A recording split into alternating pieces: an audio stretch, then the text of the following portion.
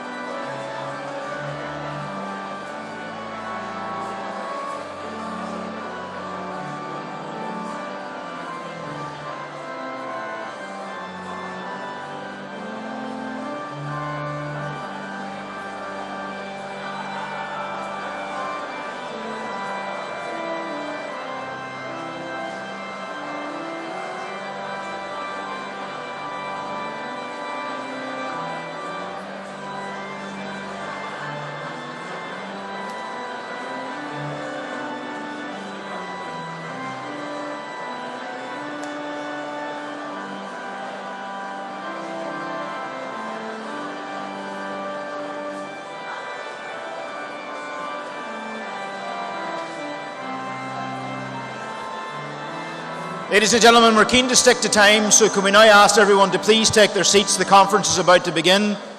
If we'd be grateful if you'd please take your seats. We're very keen to stick to time this morning, so can I ask you now to please get into your seats? Thank you.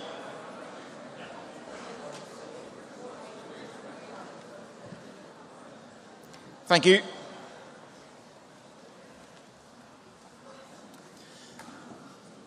Ladies and gentlemen, good morning. We'd be grateful if you take a few moments to listen to the following short safety announcement. On hearing the fire alarm, we would ask everyone to evacuate the building immediately. Please leave in a calm and orderly manner using the exits which are located at the front and the rear of the hall. Then make your way to the assembly point at the front of the physics building, located at the car park side of the hall, opposite the main building. We would ask you to remain there until instructed otherwise. Please do not attempt to re-enter the building, even if the alarms have been silenced, as this does not always mean the emergency is over. I would also like to take this opportunity to ask you to silence all mobile phones now for the duration of this event. Thank you.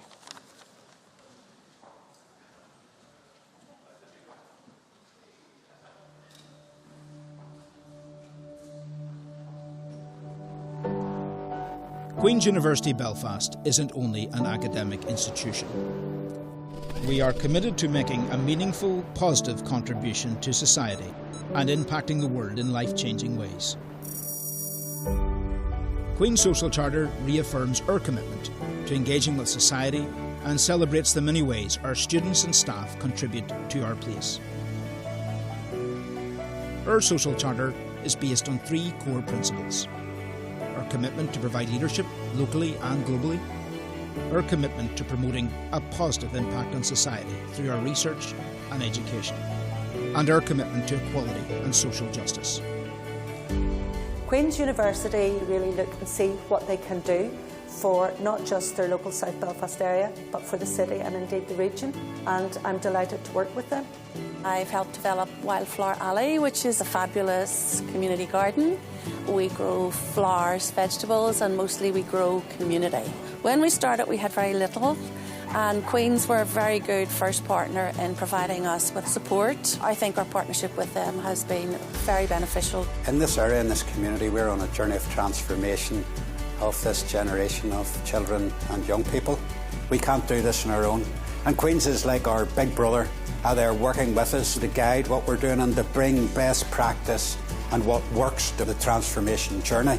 Queen's Communities in Place, or QCAP as we call it, is a cross-university initiative seeking to work in partnership with communities to support them to build capacity and try and disrupt cycles of disadvantage.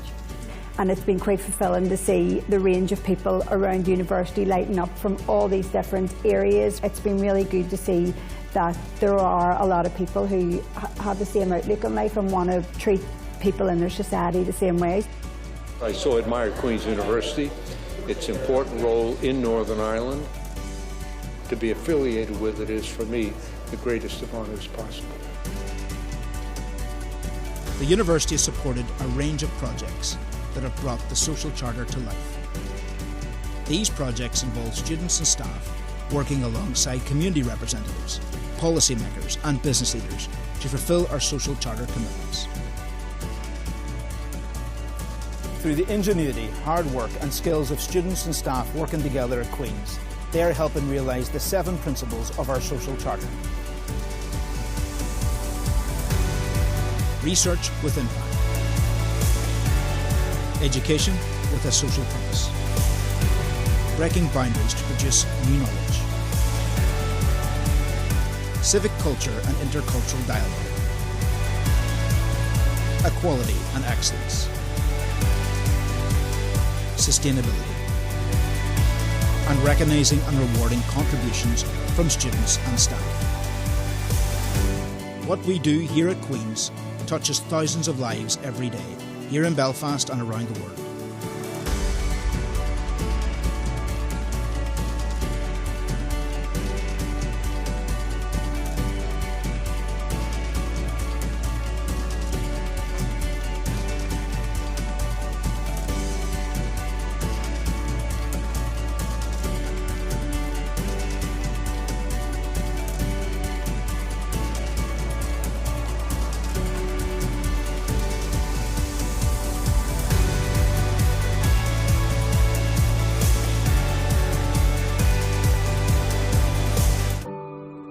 The Social Charter embodies Queen's core values: integrity, connectivity, ambition, respect and excellence. It is our commitment to work in partnership with our community for the good of society. For almost 2 centuries, we've been addressing some of the most pressing global challenges. Today, with your help, we can continue this legacy.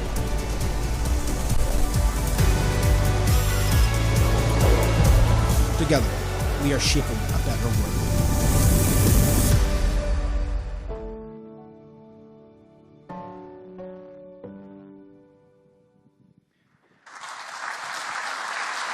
Please welcome to the stage your host for today, Mr. Donny O'Sullivan.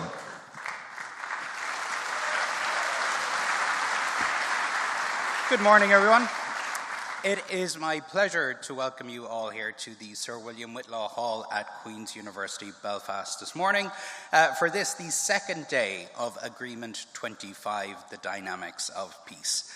My name is Donny O'Sullivan and I'll be your host for today. I'm delighted to be back here at Queen's. I was a postgraduate student here back in 2012 and 2013 and have some amazing memories of my time here in Belfast and in Queen's. I was lucky enough to study something called Legislative Studies and Practice. Sounds as exciting as it is. It was essentially a fancy way to say politics. During my time here, we spent 4 days a week interning up in Stormont. So as you can imagine, an event like Agreement 25 is a privilege for me to host. I just do want to mention my professor here at the time was the late, great Rick Wilford. Many of you will know, a legend here in Queen's.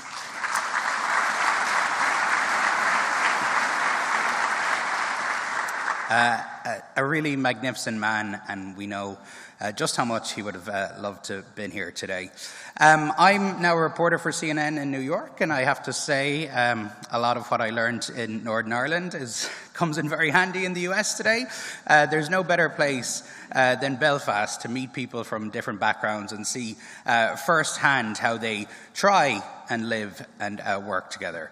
The theme for today's conference is Renew, and we've an action-packed day ahead with fascinating speakers and sessions lined up, so I'll not delay any further and we will get things underway. To formally open today's proceedings, let's welcome to the stage President and Vice-Chancellor of Queen's University Belfast, Professor Ian Greer.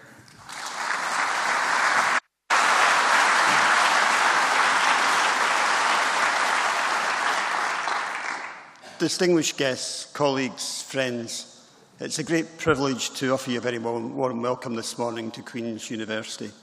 We're really delighted to have so many distinguished guests, speakers and panellists visiting Queen's as we mark the 25th anniversary of the Belfast Good Friday Agreement. Yesterday was the first day of our conference, Agreement 25, and we heard from many of those who'd played a key role in the peace talks 25 years ago. They talked in detail. They talked in detail about building bridges between governments, building peace across political parties, not least in Northern Ireland, and guaranteeing peace. One message was very clear indeed, that the agreement would not have been possible without collaboration, not just here in Northern Ireland, but across the globe. And at Queen's, collaboration is at the very heart of everything that we do. It's key to addressing challenges, whether they're local or global.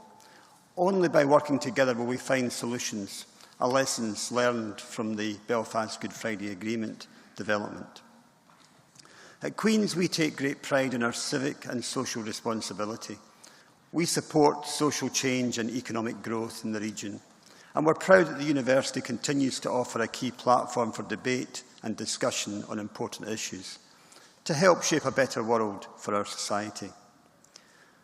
Today, we've got the chance to hear the perspectives of political and international leaders, providing an opportunity for us to broaden our horizons and refocus as we explore some vitally important issues. We'll also have the opportunity to attend insightful panel sessions at the Senator George J. Mitchell Institute for Global Peace, Security and Justice. The Institute was launched in 2016, and it's been delivering substantial impact since then, through research, through education and through civic engagement. It plays an important role in helping societies that are emerging from conflict, not just in the UK and Ireland, but right across the globe.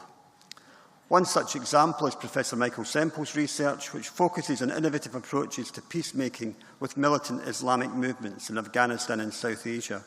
So lessons learned in Northern Ireland can truly have global impact. Now we have an important video message from United Nations Secretary-General António Guterres, and prior to his appointment as Secretary-General, he served as the UN High Commissioner for Refugees, giving him a very special insight into issues related to conflict. Let's now watch the video message. Distinguished guests, ladies and gentlemen, I send my warmest wishes on behalf of myself and the entire United Nations family to this conference and to all the events marking the 25th anniversary of the Belfast Agreement, also known as the Good Friday Agreement. I commend all the women and men from governments, political parties, civil society, religious institutions and more who devoted themselves to finding a pathway to peace. The women of Northern Ireland were trailblazers and visionaries who put gender equality and integrated social development at the heart of the agreement. I also recognize the important role of the international community. Sustained support from around the world, across decades and continents, helped the negotiators to stay the course despite pressure from all sides. Your joint achievement, the Good Friday or Belfast Agreement, is rightly celebrated and studied by other communities in the grip of conflict, because peace was far from inevitable. It was won through political and community courage, human ingenuity and imagination, painstaking negotiation and infinite patience.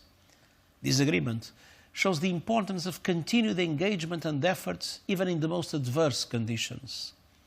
And as conflicts rage around the globe, including in Europe, we need the spirit of the Good Friday Agreement more than ever. Many of you at this conference have devoted yourselves to the service of peace by sharing your experiences and insights widely. For that, we thank you. But all of you know that peace does not depend on any single event, not even one as significant as the Belfast or Good Friday Agreement. It is up those who come afterwards to step up and write the next chapters, to turn an absence of conflict into sustainable peace, to remain vigilant in the face of continued risks, to take action against hate speech and promote social cohesion, and to transform a legacy of destruction and wasted potential into prosperity and sustainable inclusive development. That work continues today. Young people everywhere have the passion and vision to turn ideals into reality. And in Northern Ireland, young people have opportunities that they could only dream of 25 years ago. Today, we recognize and thank those who opened up those horizons, creating a brighter future for all the people of Northern Ireland and an inspiring example of peace for the world.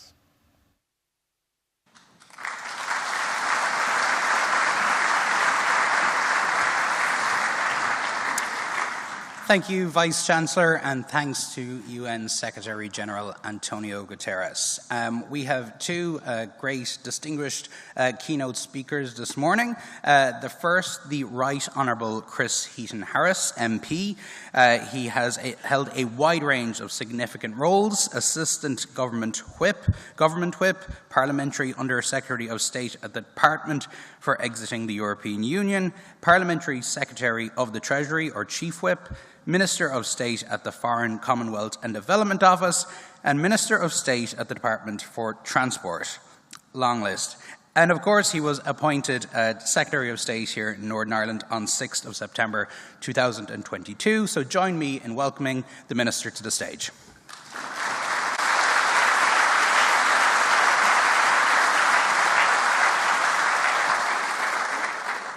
Thank you very much indeed for that introduction. It was very long, wasn't it? I'm also a soccer referee, a parent of two delightful girls, and possibly the worst joke teller on the planet. Taoiseach, Mr. Commissioner, Your Excellencies, most distinguished guests, and of course, Chancellor Clinton, thank you for having me here today. The truly historic 25th anniversary of the Belfast Good Friday Agreement is an enormous achievement, and something that should be deservedly marked, recognised, and indeed celebrated. And I'm grateful to Vice-Chancellor Greer and his team for bringing us all together. So, Ian, thank you very much indeed. We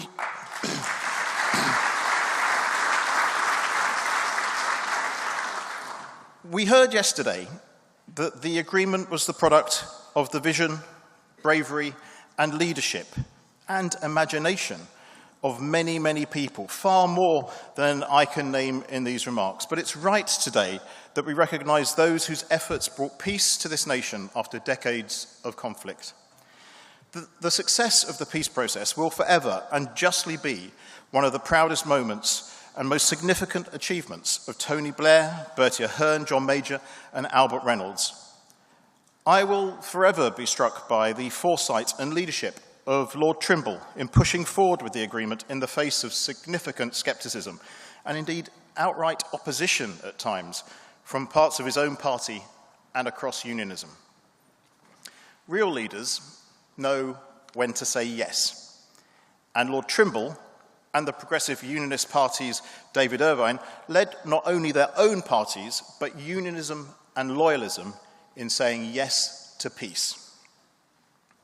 John and Pat Hume dedicated their lives to fighting for civil rights and reconciliation. Their passion for peaceful and democratic means of achieving change and their clear-eyed view of the impact of violence on vulnerable communities created a legacy that lives on to this day. Martin McGuinness, along with Gerry Adams, will be remembered for the courage and leadership they showed in persuading the Republican movement for peace. His partnership with Dr. Ian Paisley and his gracious engagement with Her late Majesty Queen Elizabeth were powerful symbols of how far Northern Ireland had come. I had the privilege of getting to know both John Hume and the Reverend Ian Paisley when I was elected to the European Parliament in 1999, and they both served. It's not often that a kind of new kid on the block in politics gets to sit in a parliament with a Nobel Peace Prize winner. And we remember the critical role that women played in getting us here. The late Mo Molan brought a humanity and a courage to her role that unlocked key elements of the agreement. Her decision to engage with loyalist prisoners in 1998, we heard yesterday, against advice, was key to securing the support of loyalist communities for peace. Within the Irish government, Liz O'Donnell played a critical role in the Department for Foreign Affairs, and women like Monica McWilliams, Pearl Sagar, and May Blood brought powerful leadership and perspective to the process. They focused minds on what was really at stake and worked tirelessly to ensure that the voices of women were heard in the peace talks.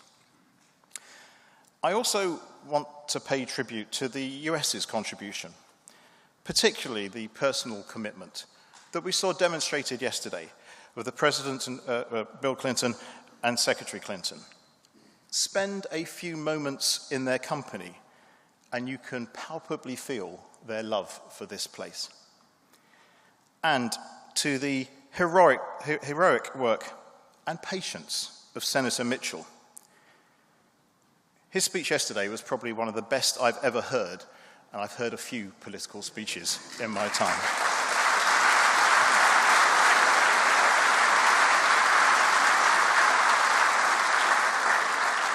I'm actually quite sure it will go down in history, and I'm also quite sure I'm going to plagiarise it ruthlessly. And what the contribution of the US endures today. We can tell that by what we've heard and seen at this conference. And it was demonstrated last week by President Biden on his visit.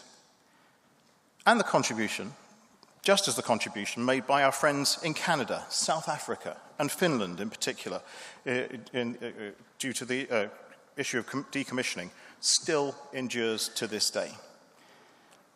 I was thinking yesterday when Senator Micheál talked about the birth of his child and then the 61 other babies that were born on that day, that it is undoubtedly the case that the efforts of all these people to get peace mean there are men and women alive today, possibly here today, who otherwise might not be. And we must also never forget that beyond lives saved, something special comes with peace. Freedom. Pre the agreement, small, ordinary acts that so many of us take for granted today would then have been difficult or actually a cause for your concern, something your mother would have worried about. The freedom to stay in town after work for a pint with a friend, or to head out for a meal with your family at the weekend. The freedom to walk down the street without fear of being caught up in some sort of disturbance. The freedom, actually, for young people to grow up and live happy, successful lives here in Northern Ireland and not be forced to leave their home in order to know stability or security. It's a testament to the success of the agreement that so many here now can exercise these freedoms. Now, 25 years on, the UK government remains wholly committed to protecting and upholding the Belfast Good Friday Agreement. And I know this is a commitment that is shared by the Taoiseach and the Irish government. I like and enjoy working with Micheál very, very much. And the friendship and the cooperation between the UK and Irish government is vital to protecting and upholding the agreement. And I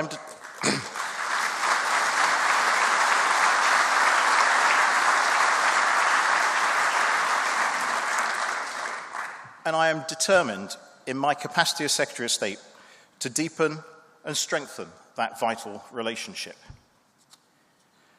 The agreement's success can also be demonstrated by Northern Ireland emerging as a thriving centre of creativity, innovation and entrepreneurship.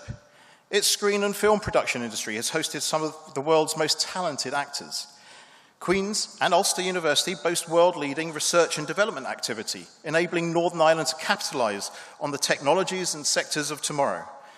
And Northern Ireland has a burgeoning and justified reputation for its fintech and cyber security sectors.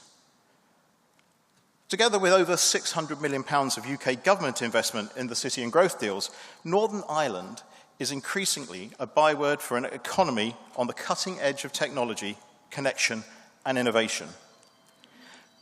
But we must not sit back thinking the job is done. The abhorrent shooting of DCI John Caldwell, the disturbances over the Easter weekend, and the ongoing paramilitary activity in too many communities across this nation illustrate that a tiny minority seek to drag Northern Ireland back to its darkest days. But I know for every person who wants to drag Northern Ireland down, there are thousands determined to lift it up.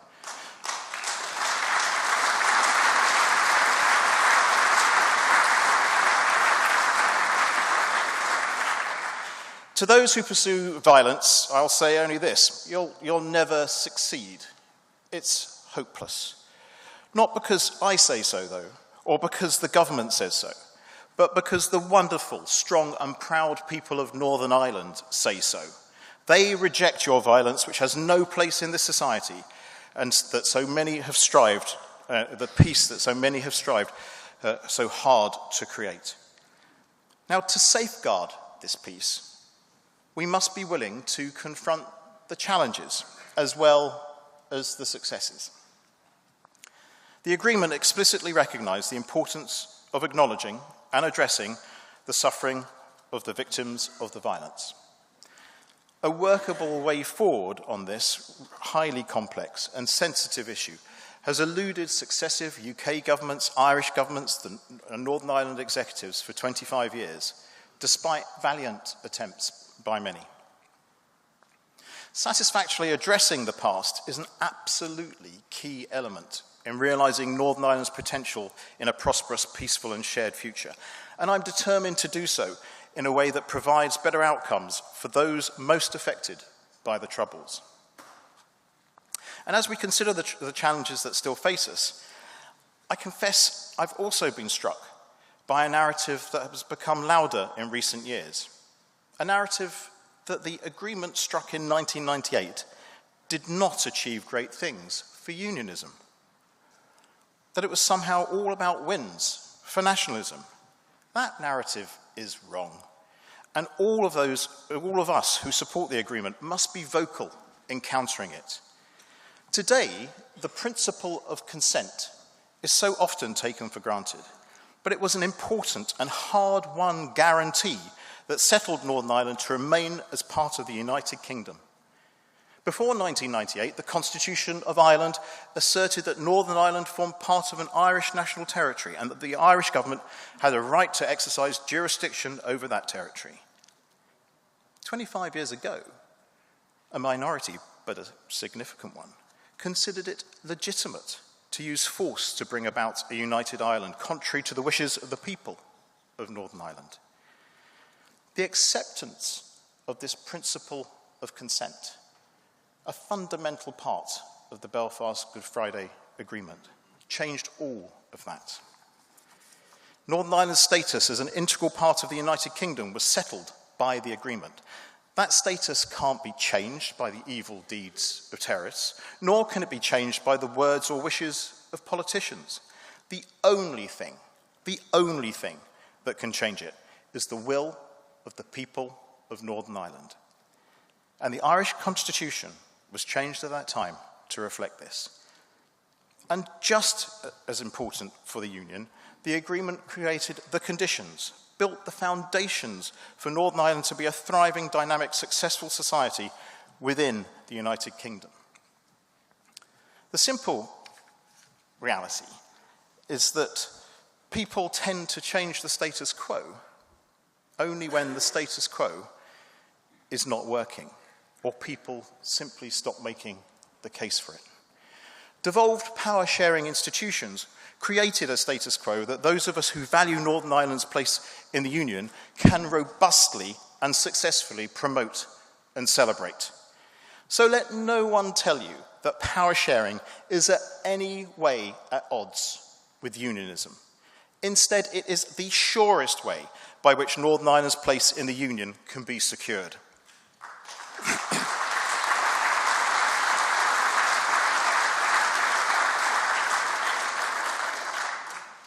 The people of Northern Ireland are rightly demanding better, more responsive public services, greater economic prosperity, and a brighter future for their children. The biggest threat to Northern Ireland's place in the Union is failing to deliver on these priorities. I make no apologies for being proud of Northern Ireland's place in the Union and for wanting it to continue. Others who share that view should put the Union first, restore the devolved institutions, and get on with the job of delivering for the people of Northern Ireland.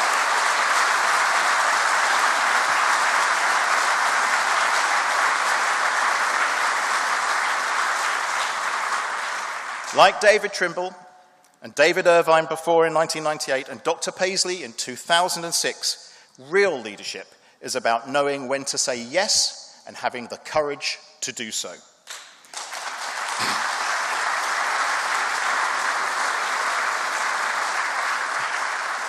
I also know that the question of the agreement's potential evolution is being discussed and debated both here at this conference and more widely across Northern Ireland, as people rightly want to see devolution in their elected institutions up and running and want to make it work. I believe that successfully achieving local governments in this place has always depended on the consensus that I talked about earlier. And certainly, if there was voices from London or Dublin trying to impose something, it would certainly fail. But the UK government will continue to listen intently to the conversation on how we best achieve the effective and enduring operation of the institutions, because we too want to see the institutions working well for the whole of Northern Ireland. Their success is Northern Ireland's success, and Northern Ireland's success is the Union's success. Distinguished guests, Northern Ireland has made remarkable progress in the 25 years since the agreement's signing. If these 25 years have been about peace, then the next 25 must be about delivering a more prosperous, more reconciled future for everyone in Northern Ireland. We must look forward to what is possible, just as we must reflect and remind and educate ourselves about exactly what is at stake. The Government of the United Kingdom stands ready to support Northern Ireland to fully deliver on the ambition of the agreement, and I look forward to working with everyone here, everyone, everywhere, in making that an achievement we can all be proud of. Thank you very much.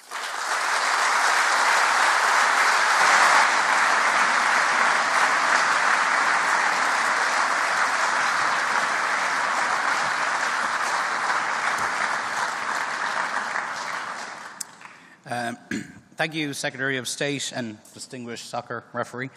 Now, speaking of community relations, something extraordinary is about to happen.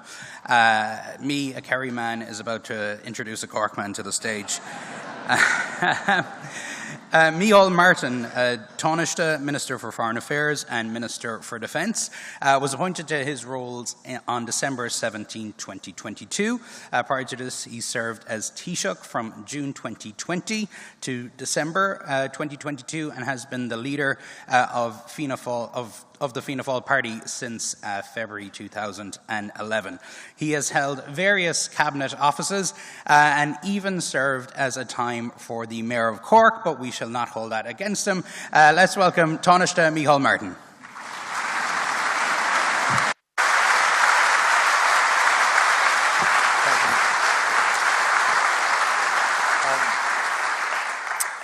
Vice-Chancellor, Professor Greer, distinguished guests and friends, could I say at the outset, it has always been a great personal political ambition of mine to be introduced to a distinguished gathering like this by a Kerryman.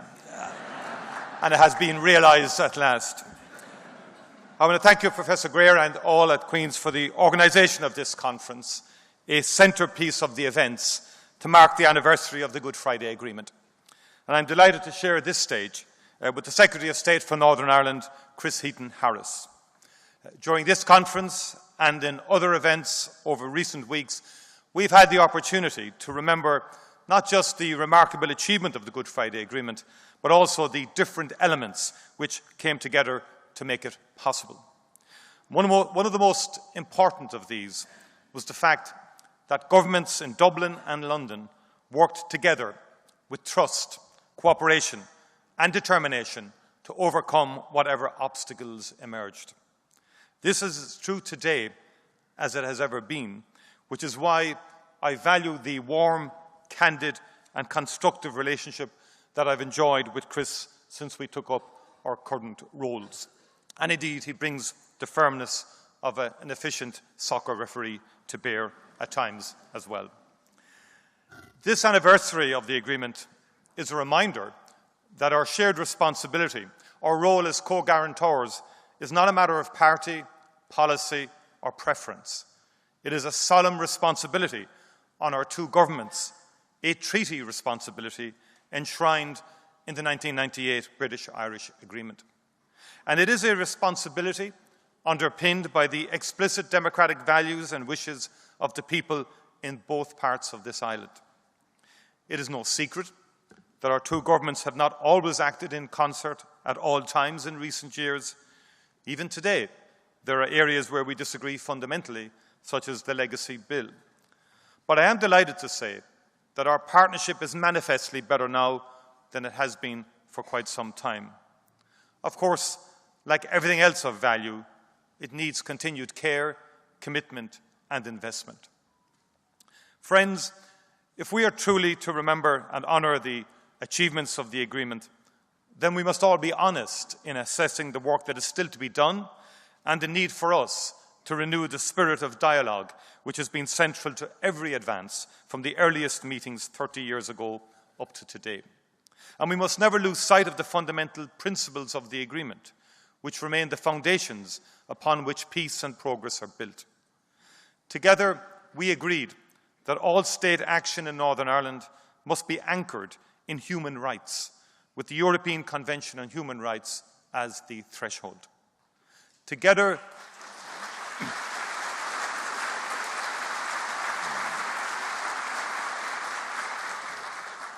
we agreed on parity of esteem between communities and their aspirations.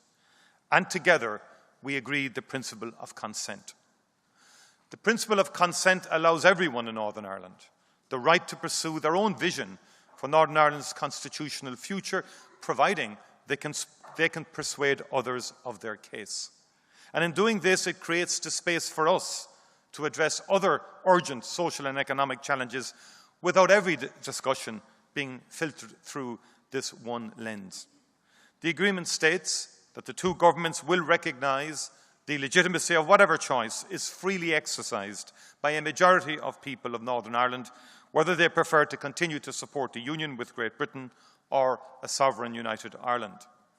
As a constitutional Republican, I am free to pursue a united Ireland in the future, just as so many in this room, friends of mine among them, are free to make the case for Northern Ireland remaining within the Union. In the heated debates around Brexit in recent years, some protagonists sought to change or reframe the principle of consent. Perhaps the intention in the agreement got a little lost in those debates. The principle of consent was not new, even in 1998, having been seen in the Sunningdale Agreement, and it was central to the vital Downing Street Declaration in 1993. In the agreement itself, it was agreed as part of a wider set of balances. The referendums enshrine consent in the fundamental laws of Ireland and the United Kingdom. All of that is to say, because it still needs to be said, the principle of consent is both simple and inviolable. And while it is right that we take time to celebrate what has been achieved, we have much, much work to be finished. And part of this work relates to key elements of the agreements that have not been implemented, and part relates to our collective failure to build the reconciliation and prosperity which is the defining challenge that falls to us. Seamus Mallon wonderfully summed up the agreement as not a finish, but a new dispensation, and many of the opportunities opened have yet to be grasped. The Bill of Rights and civic forums promised as part of giving a voice and security to all remain unfulfilled commitments. The latter is all the more important when key institutions are so often in abeyance, held hostage to the demands of one side or the other at a given moment, all the while ignoring the demands of the public for better government. The calls for reform of the agreement, including the need to break the cycle of instability and suspension, have grown louder. It is clear that the political community between unionist and nationalist has grown, and I believe that there should be reform, but that is best achieved from a position of stability. We must get the Assembly and the Executive working, respecting the mandate of last May's election, then see what should and what can be changed.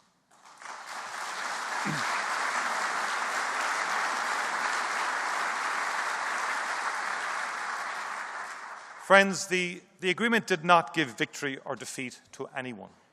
Instead, it gave a fresh start to a place ravaged by divisions and by violence. Since then, sadly, we've not gone anywhere near far enough in actively promoting reconciliation between communities.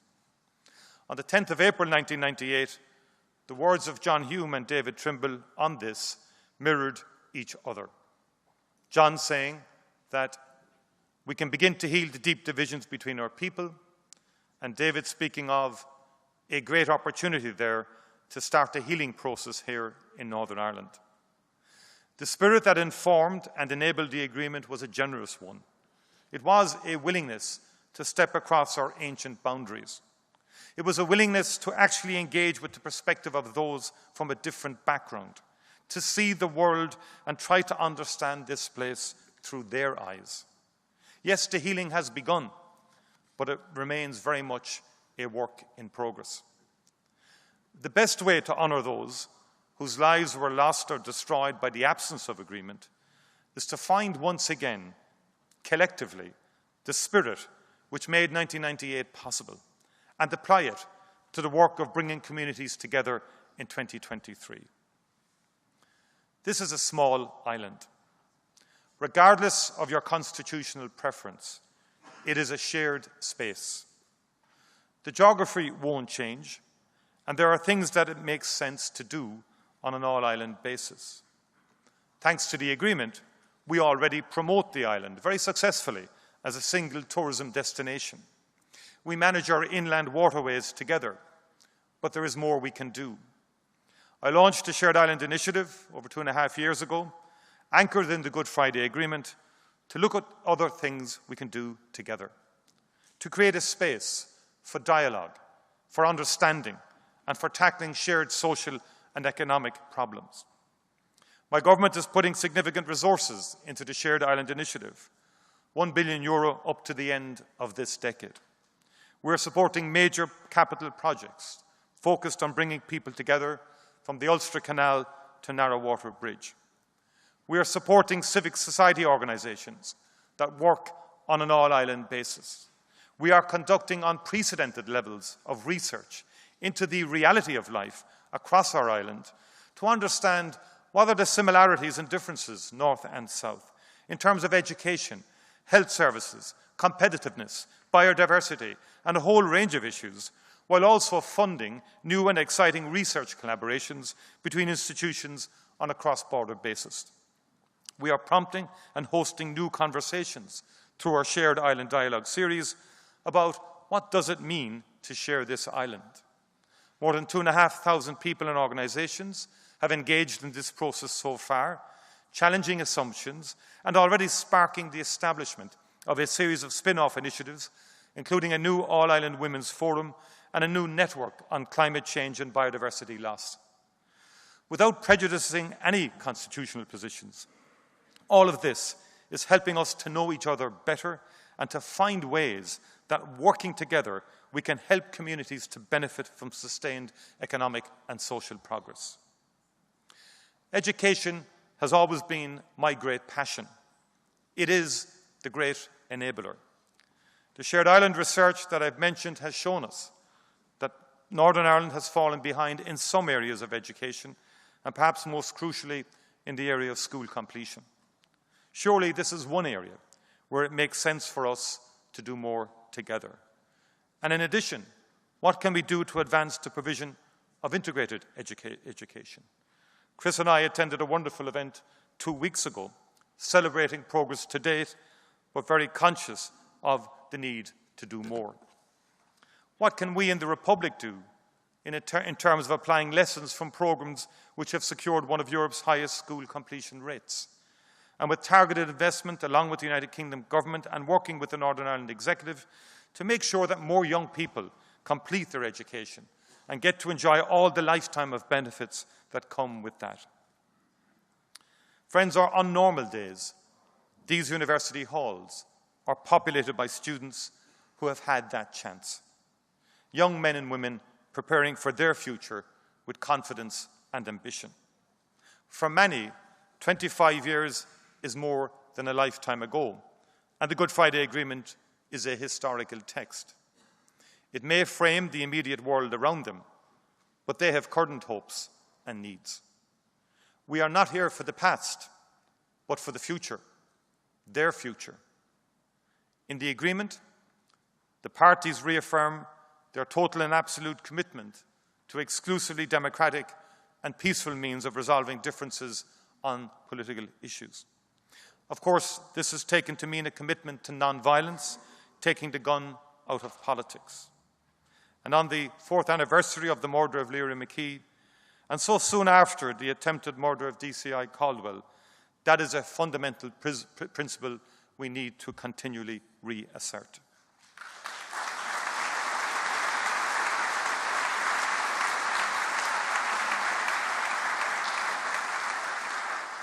But there is a further element to it. Committing to democratic means comes with a basic and inherent responsibility: the responsibility to accept democratic outcomes. If politicians seek leadership positions through elections, they must honour the trust placed in them by delivering that leadership. And in Northern Ireland, through the type of interlocking institutions we agreed in 1998 and endorsed in subsequent agreements, including St Andrews, that leadership must be exercised in the best interests of everyone who calls Northern Ireland home, whether they are British or Irish or both, or increasingly those at the heart of our communities who are neither British nor Irish. The past few years, with the practicalities of Brexit, have been turbulent for Northern Ireland and for these islands. The European Commission and the United Kingdom Government stretched themselves in recent months to reach an accommodation that works for Northern Ireland. I know that turbulence will take some time to settle, that parties need to pause and reflect internally on next steps. But I urge all elected representatives to take their seats in the Assembly and the Executive and get to work on the questions of everyday life that matter to the people of Northern Ireland, including healthcare, education, policing, regional imbalances, and much, much more.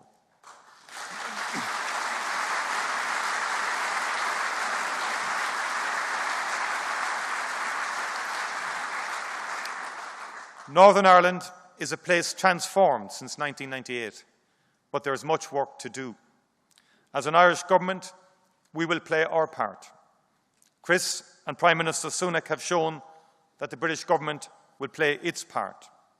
I know that our international supporters, who contributed so much to making peace possible, will stay the course. As we heard with such passion last week from President Biden, the United States remains the steadfast ally of all in Northern Ireland who seek to secure peace and prosperity. And our European Union colleagues, delighted that Maros Sefcovic is with us this morning, they're continuing to support our collective endeavours.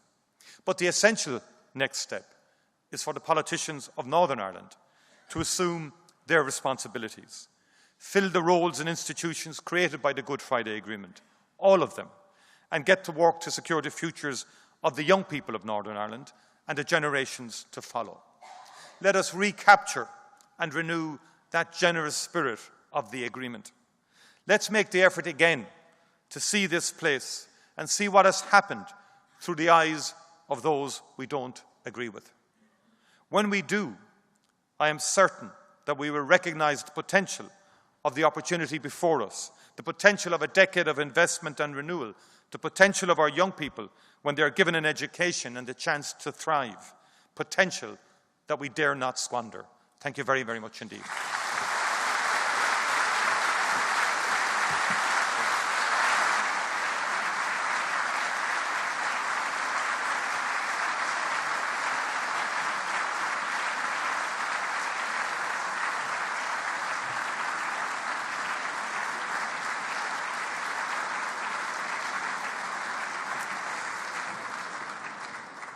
Thank you, Taoiseach. Fantastic to hear those different but complementary perspectives. So now we will move on to our first panel of the day. It's called The Parties. In a moment, I will invite the panel to the stage, led by the chair, journalist and broadcaster Mark Simpson, who covered the Belfast or Good Friday Agreement for the BBC in 1998. Mark will be joined on the panel by Doug Beattie, MLA, leader of the Ulster Unionist Party, Mary Lou MacDonald, leader of Sinn Féin, Colm Eastwood, MP and leader of the SDLP Party, Naomi Long, MLA, leader of the Alliance Party, and Emma Pengelly, MLA, representing the DUP. So please now, everybody, join me in welcoming them to the stage.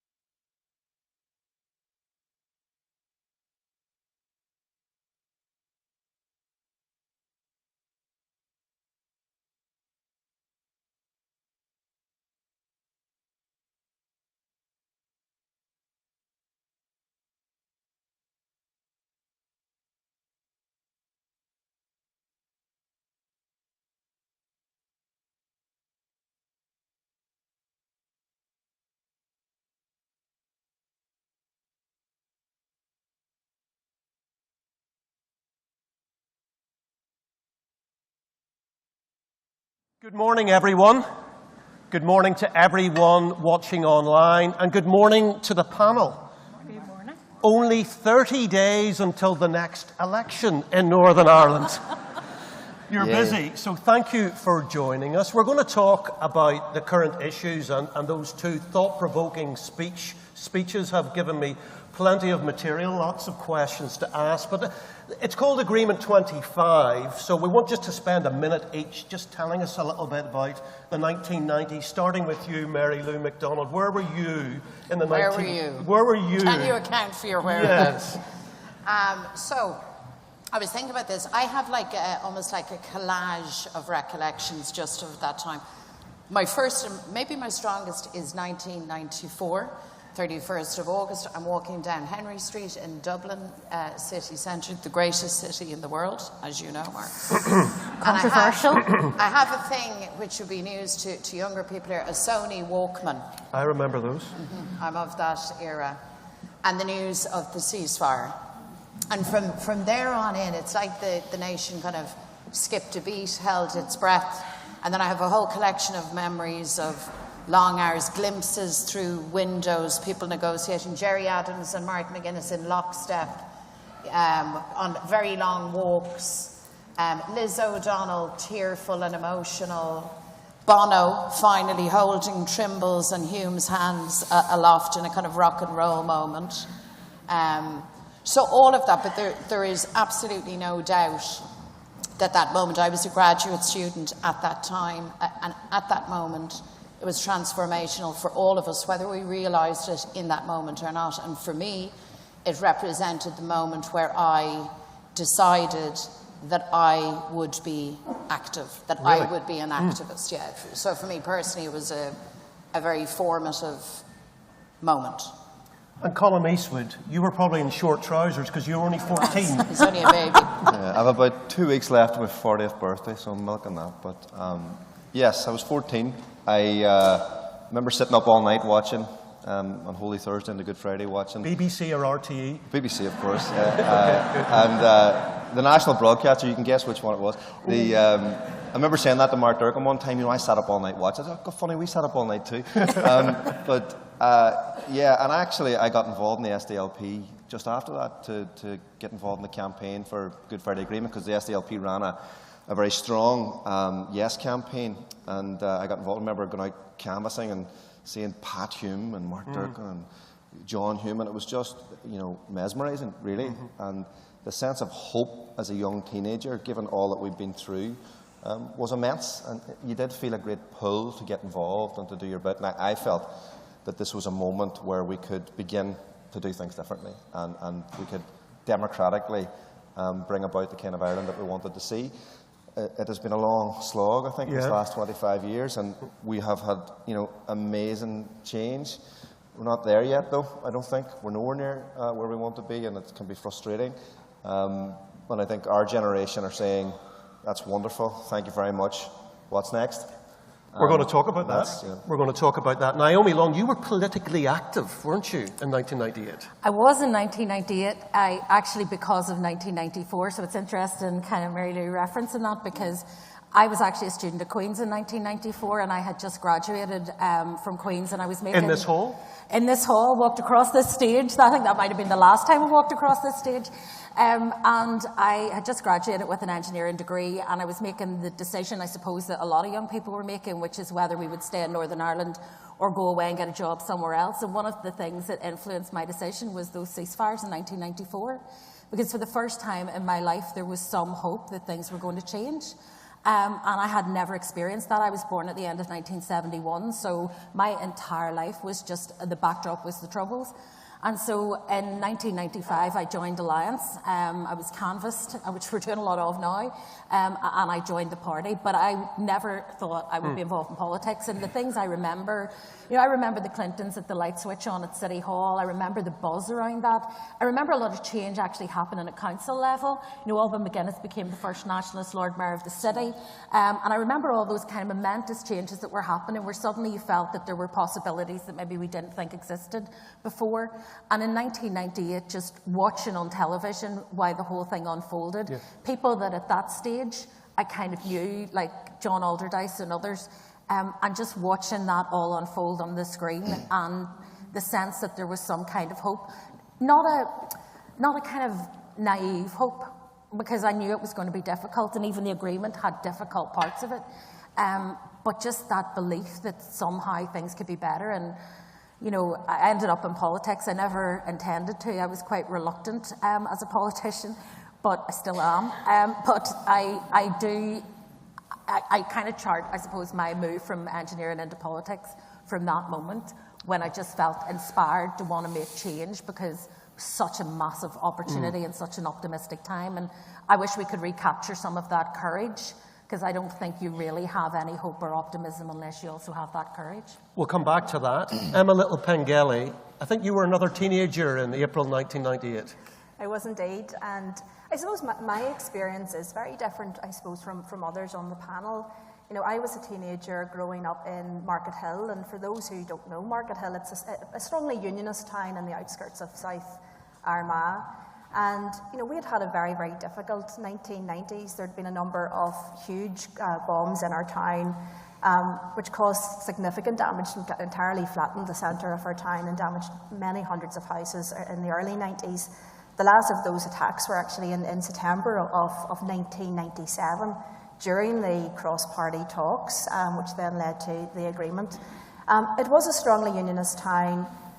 There was a very, very strong opposition to the principle of negotiating with terrorists, I suppose is the way it would be described at that time. It was a community that had suffered a huge amount during the Troubles, and I think there was a very, and I'm always at pains to emphasise this, you know, those who opposed the agreement were not opposed to peace. The vast, vast majority of those people strongly disagreed with paramilitary violence, terrorism. They felt there was always an alternative. There was never any justification. But they felt that the balance in this was wrong. The idea that in order to get peace, in order not to be killed by your neighbours, you would have to negotiate and offer bribes or goodies or some form of a concession to get that deal. So it was a very different context. I'm saying that because that was my lived experience. That's where, you know, what my neighbours, my friends, you know, I was still at school. I was hoping to come up to university in September. Were you able to vote? I was able to vote in the referendum, but it was my first election that I voted in. Okay. And, you know, obviously, again, like so many others on the panel, it was a hugely politicised time. And, you know, the one thing that really struck me about that time, and I did engage heavily in politics beyond that when I came up to Queen's, was this idea that we had these very strong, genuine feelings, but nobody was listening to that.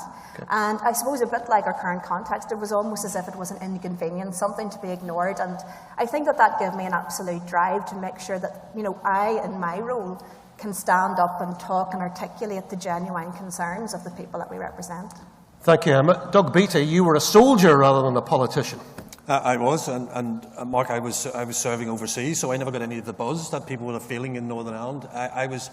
All my recollections were conversations with my father. My father was also a soldier, having served in the Ulster Rifles, the Royal Irish Rangers, and later years in the Ulster Defence Regiment. So it was conversations I was having with him, which was telling me what was going on, and he was following it quite deeply and sort of telling where we are. And I remember what he said, look, they've come up with a deal, and having a conversation with him and him saying to me, you know, there's things about this deal I just do not like. I do not like parts of this deal because our family were touched by terrorism. My mother's younger brother was murdered in 1975, one of those forgotten victims of nearly 3,500 of those killed. So the thoughts of Uncle Samuel's murders being released from prison was a real drama for our family, and it was something we looked in deeply into and had to really scrutinise. But I remember saying to my dad, and I remember saying, Dad, what are we going to do?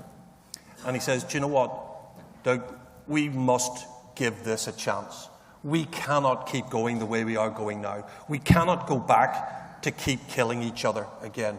We have to move forward, and therefore we have to vote yes. And I have to say, from that day to this, I thank my father for giving me the reason to vote the right way, and it was the right way. Thank you, Doug.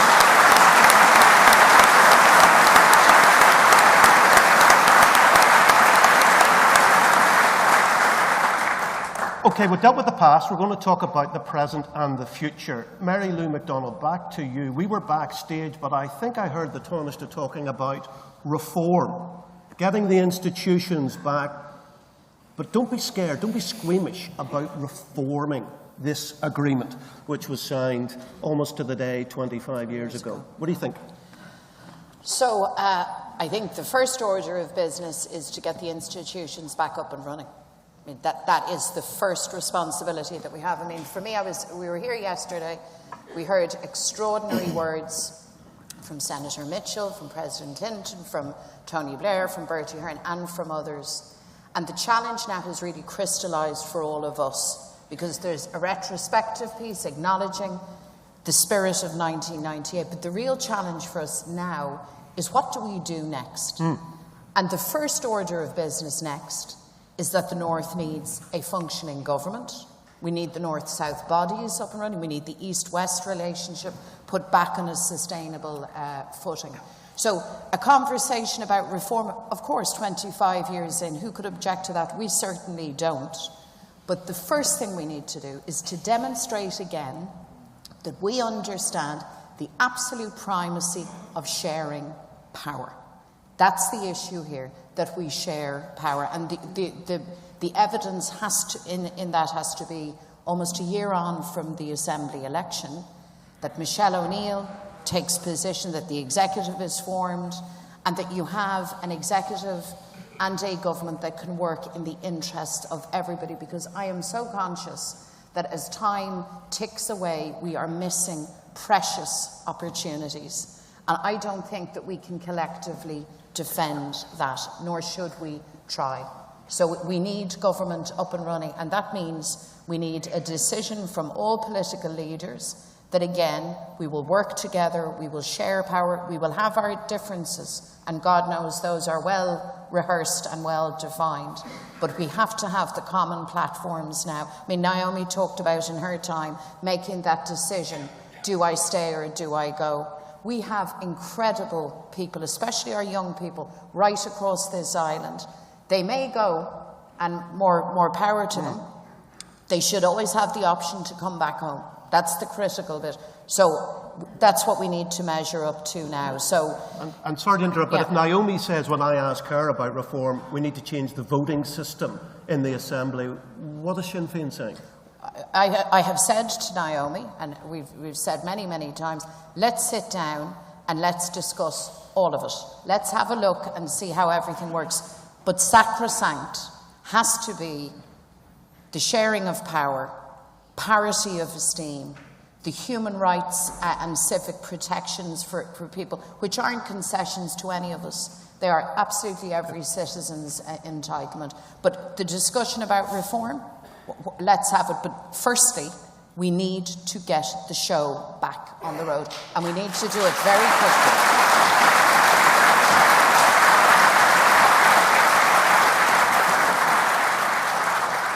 Well, I agree the priority has to be having government for the people of Northern Ireland, because, I mean, I've said it many times, we can walk and chew gum, we can do government and solve problems at the same time.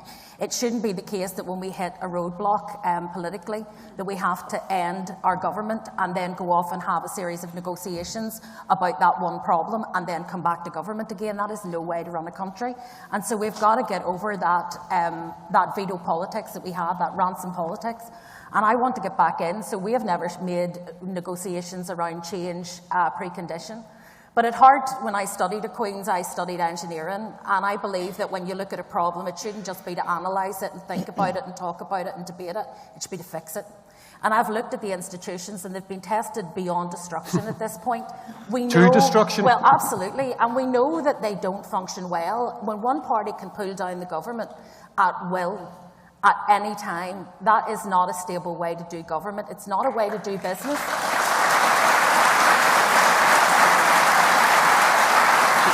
The principle. At the risk of trying to make a cheap headline here, tell us exactly what you want.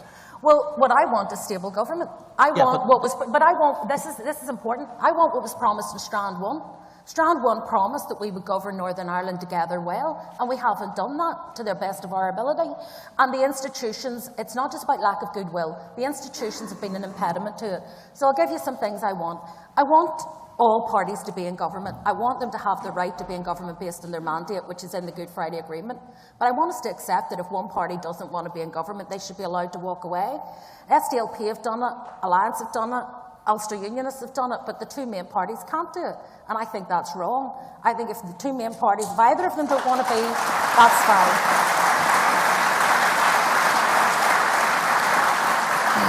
I've seen the transformation in Northern Ireland that the Good Friday Agreement has brought. The success of Alliance, I think, is testament to the fact that our society has transformed beyond recognition.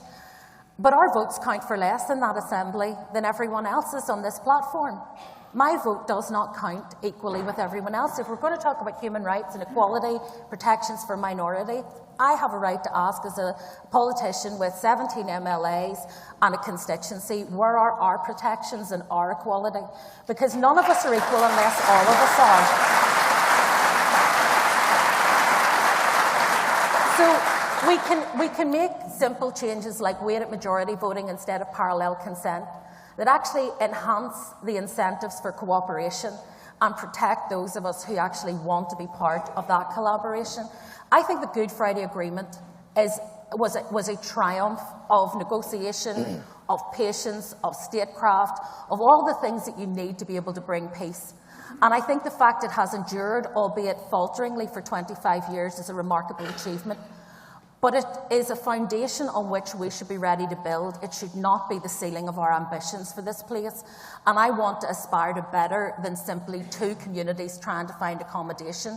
I want to recognise that Northern Ireland is a changed place, that we are one community with many different identities, many different priorities, and we need to work together.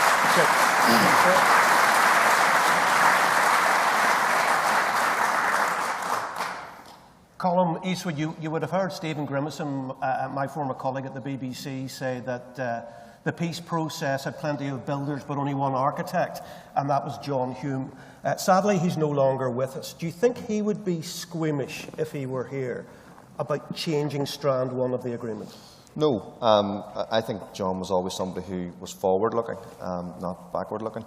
But he would also remind us that there are three strands in the Good Friday Agreement. Absolutely. And yes, we should look at reform. I think Mary Lou's right. We need a government first and foremost, and the reform conversation probably needs to be a longer form conversation. But in the rush, frankly, to bring the DUP on board in a lot of this over the last couple of years, Strand 2 has been neglected. The concerns of the rest of us have been neglected. Another key foundation stone of the Good Friday Agreement is the principle of consent.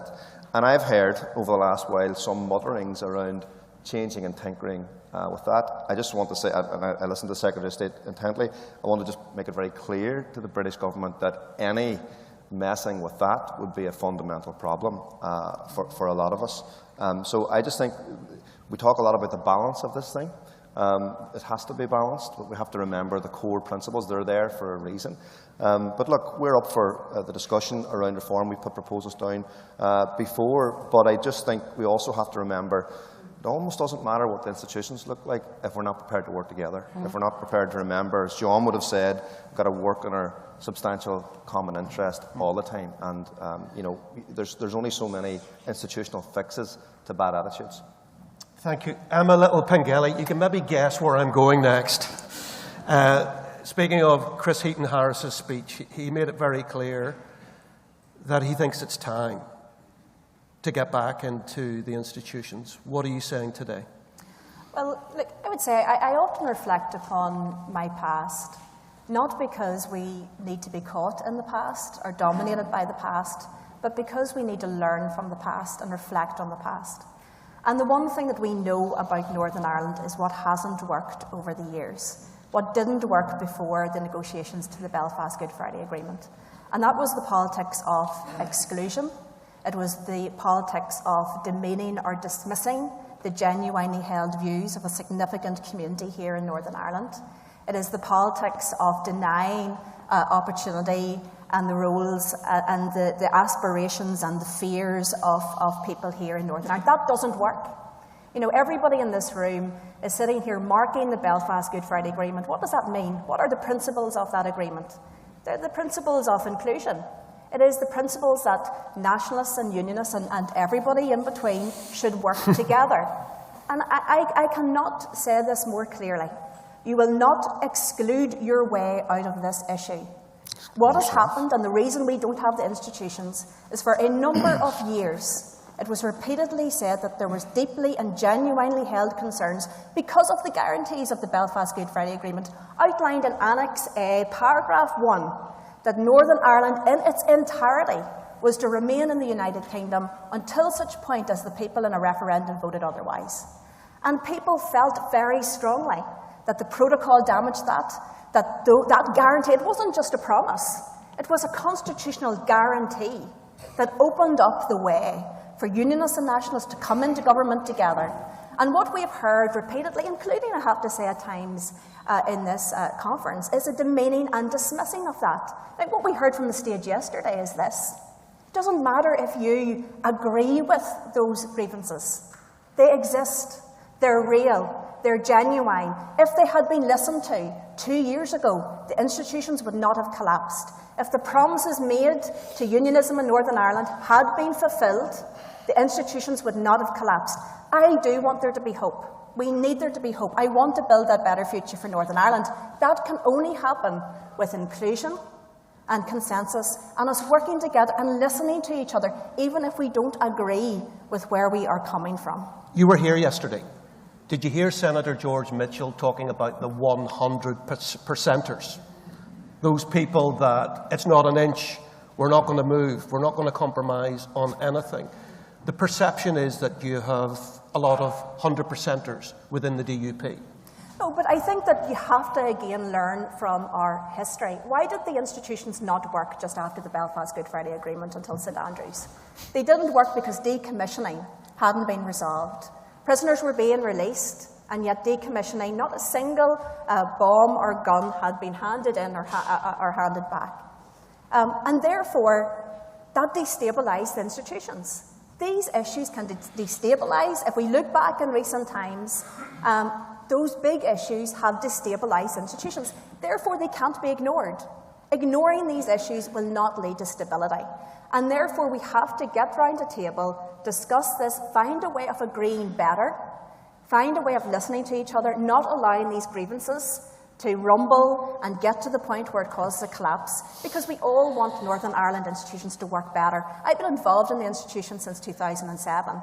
And the longest period of stability was under the DUP and Sinn Féin from 2007 until 2017. That's 10 years. And it isn't easy. It's compromise. It's talking about all these policy initiatives. It's finding a way through by working together.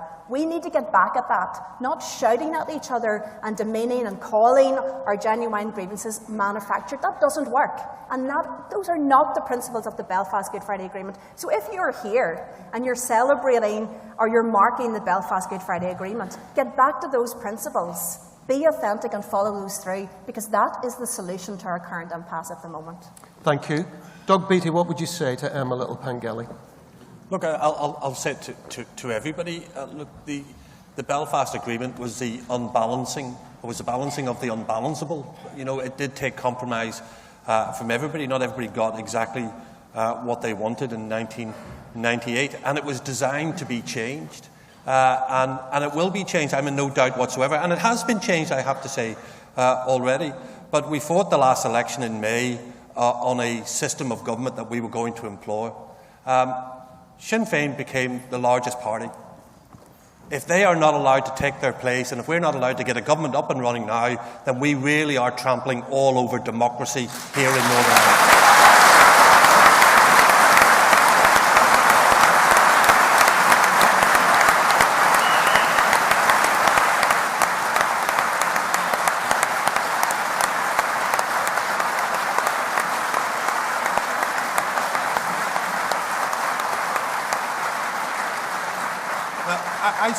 I say that, Mark, as a unionist, as a whole UK unionist. What happens in Scotland, what happens in Wales, what happens in England is as important to me as what happens here in Northern Ireland.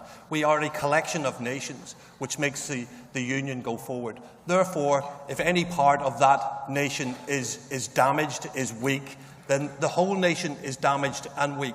And right now, Northern Ireland is damaged because we have no government. The people are suffering. They are suffering today as we speak here, and they're going to continue to suffer until we get government up and running again. So it's simple. You cannot exclude any corner of society. You simply cannot. If you're going to change the Belfast Good Friday Agreement in any shape or form, then fine. But let's get government up and running first. Let's get it stabilised, let's get agreement, and then let's look to see how we can all come together and look to see what are the best changes that need to take place. And I absolutely accept what Naomi has said, and she makes some absolutely valid points. But we can't do it now where we are. We need stable foundations initially, and then we need to go forward. And I don't disagree with...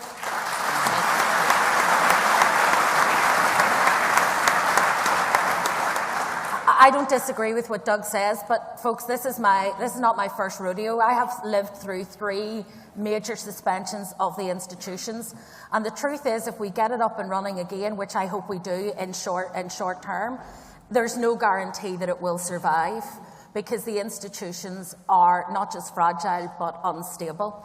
And as an engineer, I want to make sure that when we get this back up and running, it is stable, because the worst thing that we have is this stop-go government where people's aspirations are lifted, where there's optimism, where there's hope, and then within months it crashes again and people feel You know, I think people now feel quite jaded and cynical about the Good Friday Agreement, and I think that is a tragedy, because it is one of the most enduring peace agreements anywhere in the world, and we should be proud of it, and we should take care of it.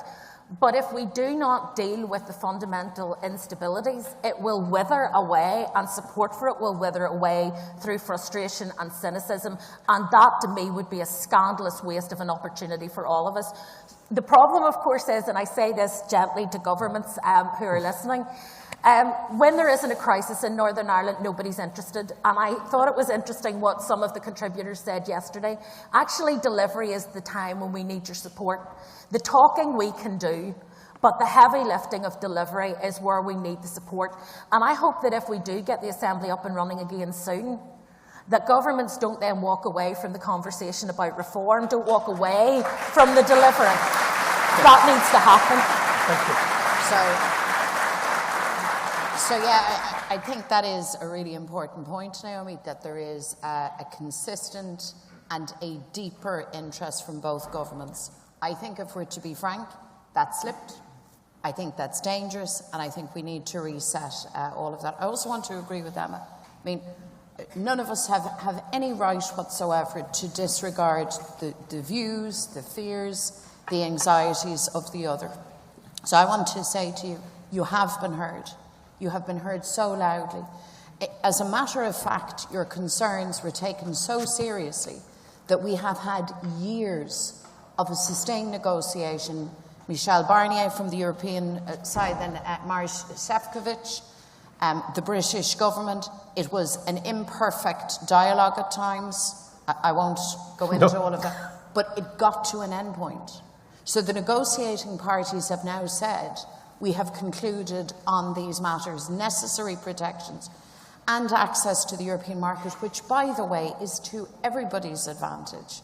So the question now has to be, particularly for the DUP, you now arrive at a crossroads and a moment of decision. And I sincerely say to you, I really pray that that decision is the right decision, because it seems to me unconscionable that we stay in this limbo and that we drift.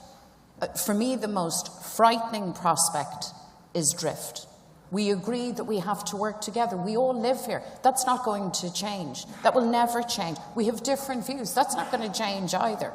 What has to change now is that we have the institutions, as imperfect as they are, functioning for everybody. And we're all out and about now canvassing for elections, and I'm in and out of this place a long time, and I listen to a lot of voices. The common thing that I hear, again, particularly from our young, to the political class, is get your act together and give us governance.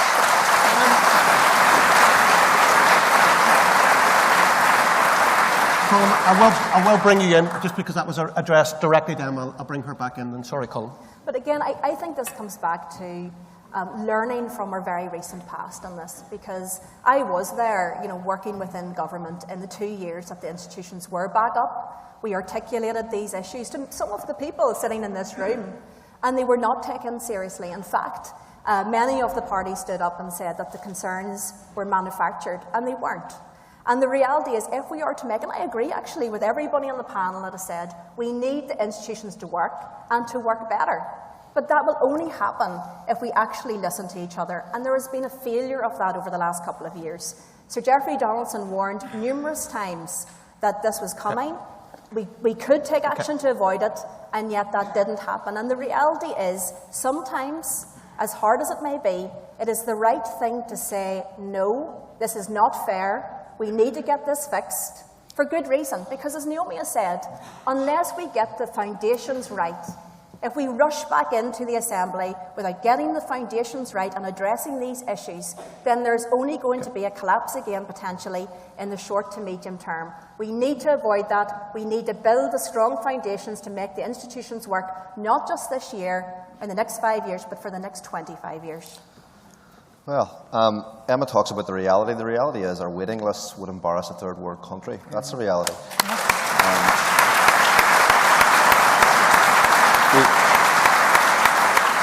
We also now have an agreement between the European Commission and the British government that's been completed. It's done. It's been voted on by the British Parliament in huge numbers, and a decision has to be made by the DUP. That's also the reality. What we also see is that agreement allows us to trade into both markets. I have friends in England and Scotland who would kill for that opportunity, yet we're looking the gift horse in the mouth. We were all in America a couple of weeks ago. We've had more Americans and presidents and former presidents in Belfast this last couple of days than there is in Washington.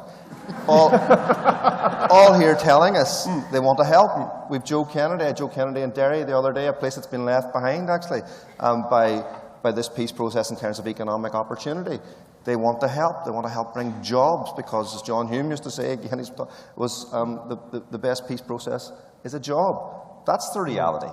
And Emma talks about exclusion. The only people excluding the DUP are the DUP themselves. You have to opt in. So we've heard the concerns. We've listened to them. We could hear little else, frankly, over the last couple of years. But I think the deal is now done, and you've got to make a call. You've got to get back in and deal with the health service and deal with the fact that still, despite we're celebrating the Good Friday Agreement, we still have thousands of young people emigrating. They're the things that get me out of bed in the morning. I think that's what we should all be focused on. Well, I think I'm the only person that was actually there on Good Friday in April 1998 in the snow outside Castle buildings. I was watching you. You were watching. He was watching the BBC. And I was a sceptic. I didn't think there would be a deal, if I'm honest, typical cynical journalist. But I could see the momentum when everyone was in that same building. I'm not joking. Castle Buildings is still available. I see we have General John de Chastelain here. No way. That's a red line. No, genuinely, would there be some merit? You know, when the British and Irish governments are here, Colin, do you think there is some merit after the election, maybe bringing people together and getting some sort of concentrated process? I don't know what we discuss is the problem. I mean, like, I'm all up for that, and we'll talk to anybody anytime, anywhere, but I genuinely don't know what we discuss, because this was an agreement between the British government and the European Commission. The negotiation is already over. It's finished. You know, there's nothing left to discuss. There's no more unpicking this. I think everybody's been clear about that, and it's important that the EUP hear that. No matter how long they hang out, there's no more changes to be made to that international trading agreement. Can we discuss the future of power sharing and institutions? Of course, but that should go alongside a reformed and re-established executive tomorrow morning. I suppose, I mean, I want to turn into George Mitchell here, but I suppose the answer to that would be what he proved was you bring people together and you talk about what you can agree on, and you might have talked about Naomi's huge shopping list of issues. Not that long. Yeah, but it's not in our gift, is the point, Mark. Yeah. These issues that the DUP are concerned about, you know, they're not in the gift of any of the rest of us. It's between the British government and the European Commission, and it's done. That's the point. And the big danger here is that danger of drift. I mean, how long is a piece of string? I mean, we can navel gaze from here to kingdom come. That's not worth anything to people out there. But frankly, you could talk about Strand 1 and the point that Emma Little-Pengelly made about, you know, what's the point of going back if you have all these unexploded problems which could come up and bite you? But Mark, listen, I think there's one thing that we can agree with, just to strike a kind of an optimistic note for the audience. We can all agree, because we have all said to the British government, I'm not sure if Chris Heaton-Harris is still here, that Steve Baker's still here. Excellent, that's even better. That's him in trouble now. You're trying to ruin this man's career. Sorry, I do not wish to ruin your career. There is a financial issue in terms of the funding of this place. And we all know we need reform, modernisation. Ultimately, the Irish economy needs to stand on its own 2 feet, and can. But for now, the subvention has been whittled away and cut. We have a very serious issue around resourcing, not least in the area of health. And I think we can all collectively say from this platform, there is a financial ask. So open up your chequebook. And assist the executive when it's up and running, because the biggest, you know, issue to explode will be an expectation, having had no government. The average person will say, well, get back to work, get things sorted. What about the waiting list? What about education? And by the way, as we're speaking here and as the drift happens, European funding has now ceased for many, many, many community projects, including things like rural transport, women's organisations, community organisations. So the idea that we would go into conclave and that we would wait for, white smoke, that we've looked into our souls and we're ready to go back to work, to me, I have to say, is profoundly unacceptable. And I really think that there is a fundamental difficulty with that, and we shouldn't imagine that the public of all political stripes will be endlessly patient with that position, nor should they be, in my view. I think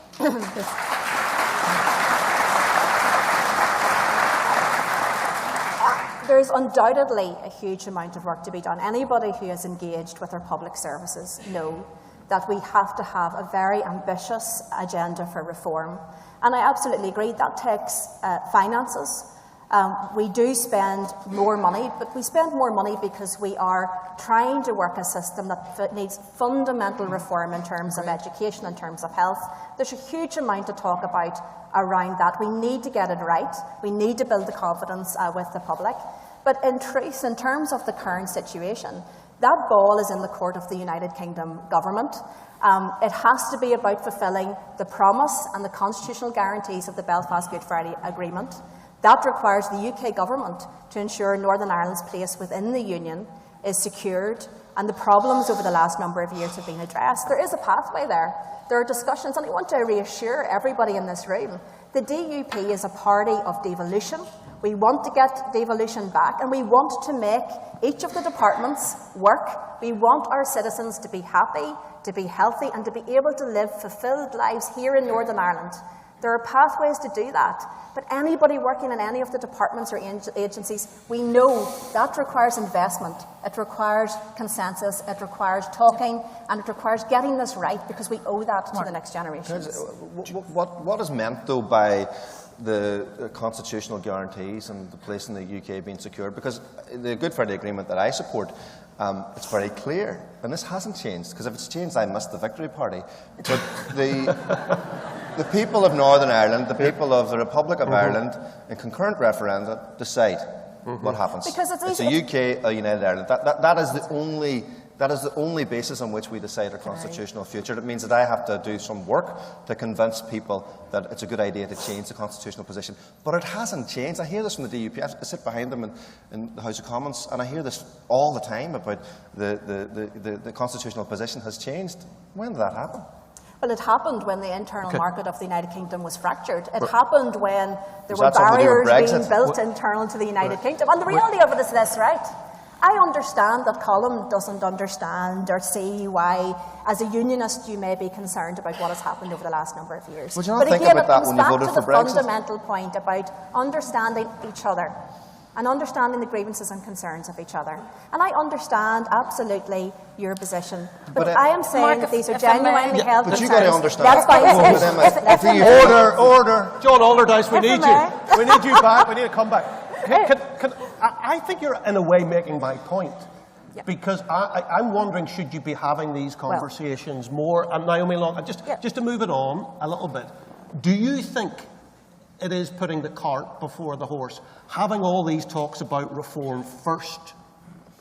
No, I mean, that's not the plan. Just to be absolutely clear, Alliance hasn't made reform a precondition of going back into the executive and into government, but we are making it an absolute condition of the Good Friday Agreement surviving, because that's what the evidence tells us. But I just want to say a couple of things. First of all, I want to shout out something good about Castle Buildings, because I was in it for 2.5 years as Justice Minister, just down the corridor from Robin Swan, who was our Health Minister, and a lot of good things were done in that building, and the conference room where the Good Friday Agreement was agreed is still available, and I'm sure they would be more than happy to lend it to us if we needed to have more discussions. Look, there can never be too many conversations, but we can't talk in the absence of progress. We could have these discussions about how we provide reassurance to Emma, about how we provide reassurance to those in the community who are unhappy about how we move Northern Ireland forward in terms of reforming our institutions. I mean, I see Jane Brady here in the audience. And the head of the Northern Ireland Civil Service. Head of Northern Ireland Civil Service, who has been bringing the party leaders together to discuss how we need to reform our institutions. We have been putting papers to the UK government in terms of how we reform our public service So it's delivery. happening already? We're already doing those things. We've put papers to the UK government about the need for, I guess, an invest for reform scheme, so that we don't just give more money in the block grant to continue doing what doesn't work, but actually invest in reform that will deliver better public services. Those are the conversations we absolutely should be having. But we can have those and government. That's how the rest of the world works. There is nowhere else in the world where people say, we need to change how we pay for our water services. Let's stop doing everything else and walk out of government until we solve that. Okay. And can I, one other, just very brief. I want to reassure Emma, I do understand why unionism is uncomfortable with the protocol and with the Windsor framework, but I can't understand how you did not see this coming with Brexit. And that's where I'm lost. This is, and I'm not saying that to make a cheap political point. You are saying that to make a I am cheap not, political Emma, point. because at the time we warned that Brexit would send shockwaves through what was a very delicate ecology here in Northern Ireland in terms of our politics. And we were told that it was Project Fear, that we were naysayers, that we couldn't see the potential. With the greatest respect. And to be honest, the Brexit, all I'm asking is that you decision, acknowledge the damage that's been done and work with others to fix it, rather than say the ball is in someone else's court. We are going over old ground here. But look, the Brexit decision was a decision of the United Kingdom. It has happened. We need to move on and try to address the issues. Okay. We have to move on. But the reality of it is this, right? The reality of it is this. The DUP went back into government for 2 years and tried to get this resolved in parallel. We genuinely did that. We genuinely made representations. But the reality is that we need to have a fair deal. We need to address the issues of unionism. Anybody in this hall who thinks it's easy to say, no, we need to get this right, in the face of presidents and prime ministers and pressure and the scoffing and mocking of the DUP, I would say this. In terms of this room doesn't represent the voters that are out there. The voters that are out there speak to us on the doors all of the time. They're articulating their concerns. I am not here to bow to presidents and prime ministers. I am here to speak for the people and their genuine concerns and to try to get that resolved. Okay. We didn't have to be here. If these issues had been addressed, we would have avoided the collapse of the Assembly. In those 2 years, we wouldn't have been in this position. Now let's get it back. We can only get it back if we get this right and we sort out the issues. Thank you, Emma Little-Pengelly. We've talked about the past, we've talked about the present. We're now going to just finish the last 10 minutes and talk about the future. Doug Beattie, what would it be, 2047? Where will Northern Ireland be in 2047 in another 25 years? Tell you what, I'll not be in politics, that's for sure. Have we put you off today? You haven't, but it's a long one. Look, I have to be really honest. And look, I put my cards on the table. I am a unionist. I want to make the United Kingdom work. I want a new Northern Ireland. That's what I want to drive forward. And I look and I see people in my society who want a united Ireland. It's a fair aspiration. I have no issue with that fair aspiration, as long as they understand my fair aspiration is for a united kingdom. That's the way it works. And we can have respectful discussions around that in whatever shape or form we want. And I think we need more engagement, not less. Because engagement creates relationships. And good, strong relationships, whether it's the people on this platform here, or whether it's between the UK and the EU, or the UK and Ireland, or the UK, the United States and the EU and everybody else. Relationships is what's absolutely key. So to get to the point of the question that you've asked me, what do I genuinely think? I genuinely believe that Northern Ireland will be a stronger, more forward, more progressive, more confident place within the United Kingdom in the next 25 years. I think the people want that. I think the people are striving for that. I think they're looking for leadership. They're looking for somebody to stand up and stop giving them pessimism and negativity. I think they want people to stand up and give them optimism and a reason to get up in the morning and feel fulfilled at the end of the day when they go back to bed. So I think we're on a cusp of getting that. And all we need to do is grasp that opportunity. And the Windsor Framework, if I can, Mark, the Windsor Framework is not the starting point that I would have went for, but it's what we have now. So what you have to do is you have to grasp the opportunities of the Windsor Framework. And then you have to work on the challenges that are contained within it. But you can do neither unless you have government. And if we have government, we secure Northern Ireland's place in the United Kingdom. I genuinely believe that. I genuinely want that. And I will work in that field, but respecting everybody else that I work with. Thank you.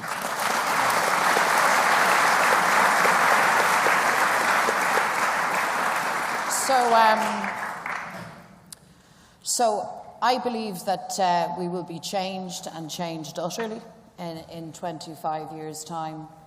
I believe that we can have, that we should have, and that we need to work for an Ireland that is prosperous and leads the way in so many different parts of life, economically, in terms of the green economy, in terms of research and development. I mean, I want us to have an Ireland that really, really appreciates and really values the immense resources that we enjoy as an island people. I believe that we will have an Ireland that is united within the next 25 years. In fact, I don't think it's going to take 25 years. I think that process is going to be exciting and challenging. I think that process will absolutely demand, as Doug has said, those very respectful, open conversations and engagement. And as we have António in the front row of this gathering, it's my strong view that we need the conversation now about what orderly, peaceful, democratic constitutional change looks like, how it's sequenced, what it feels like, what are the aspirations of all of our people. Give people the opportunity to engage, to come, to say their piece.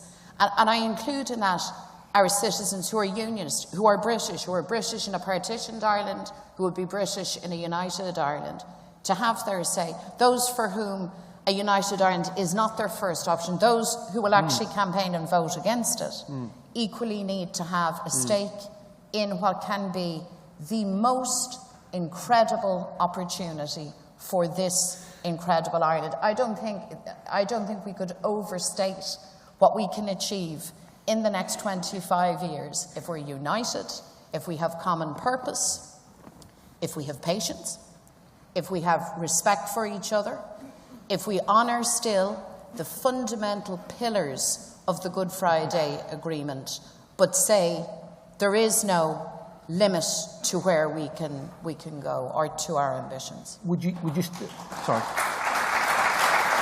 still have some sort of devolved structure at Stormont within that New Ireland? I think we need to discuss that. Would that feature as a transitional element? Would it be a permanent fixture?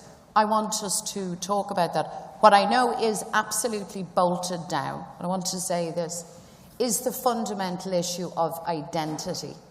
You know, Irish, British, or both. That matter is comprehensively resolved by the Good Friday Agreement. And very often when you visit schools and you talk to younger people who come from a unionist or a loyalist background, one of the things that they ask is, well, what about me? I mean, I'm British. What about my passport? What about the monarchy? What about all of those matters, as far as I am concerned, are resolved matters. British people are British. I have no ambition to challenge that, much less change it. So the question will arise for the British government, what's the democratic space in Britain, in the context of a reunited Ireland inside the European Union, what's the space that will be made to recognise that identity? These are complex conversations. They're very important conversations. We need to have them. And we need to know that as a small island nation, now strategically placed in the world's geopolitics, we need to say, what are the biggest goals and the biggest ambitions that we can realise together. And I have a very strong sense that our people are up for that, north and south, east and west. Very, very quickly, so if I had a grandchild or a great-grandchild in these new Irish structures and he, she or they decided they wanted a British passport, they could within that new All-Ireland structure? Absolutely. I think that has to be crystal clear. And what we need is an absolute assurance from the British system that that would be accommodated, because that would be a call for them. Chris Heaton-Harris is in the audience. Maybe ask him on Red Lines or The View some night. Colm Eastwood, 2047. Well, despite my grumpiness about the current situation, I'm actually very optimistic. I'm very hopeful for the future. I think we'll be living in an Ireland that's new and united, where every part of the island has full access to the economy, where every child has full access to the services that they need to meet their full opportunity with their God-given talents. I think we can be living in a reconciled country as well. But I would just say we shouldn't be waiting to get to that to be the final point. I think the process of developing a new Ireland should be a process of reconciliation. And that will take people like myself and Mary Lou to do an awful lot of the heavy lifting.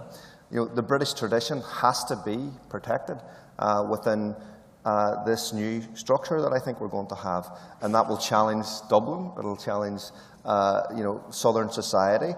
But it's really important that we do it. Frankly, the Ireland that I want to see, well, it won't be worth having if people who are British don't feel part of it.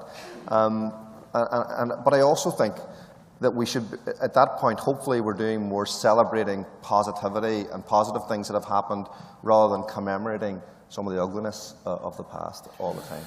Well, I'll be 80 by then, so you may need a new panel chair. Naomi Long, you'll be a lot younger than that. A little. And I hope I'm a bit like Doug. I hope I'm retired somewhere and watching it from afar, which would be a nice, relaxing brief to have. But look, whether it's a United Kingdom that our future lies, or whether it's in a United Ireland, what my focus is in the here and now, and that's the only bit I can control, is trying to build a united community here so that we can actually function as a society. There are huge parts of the Good Friday Agreement that have not been fulfilled, huge promises made, whether it's to the victims of the Troubles and their right to dignity and to truth and to justice, whether it is about how we have participative democracy and engage our citizens more actively in the choices and decisions we make, whether it's about how we as a community recognise that whilst there are two main traditions on this island, there are many other new traditions that have been brought to this island by people who have chosen to make it their home and have a vested interest in how successful our future is going to be. And we need to find ways of better integrating our society, whether that's our education system, whether it's our schools, whether it's our housing. Because reconciliation ultimately isn't just about bringing together people who are enemies. It is also about bringing together people who are different and allowing them to know each other and understand each other better. And I believe the best way to do that is to give our communities the confidence and the freedom to be able to be more than two traditions, to be able to look at their multi-layered identity. I'm British, I'm Irish, I'm from Belfast, I'm a European, and I'm proud of all those things. They're not in conflict in me. They shouldn't need to be in conflict in this place I call home. Thank you.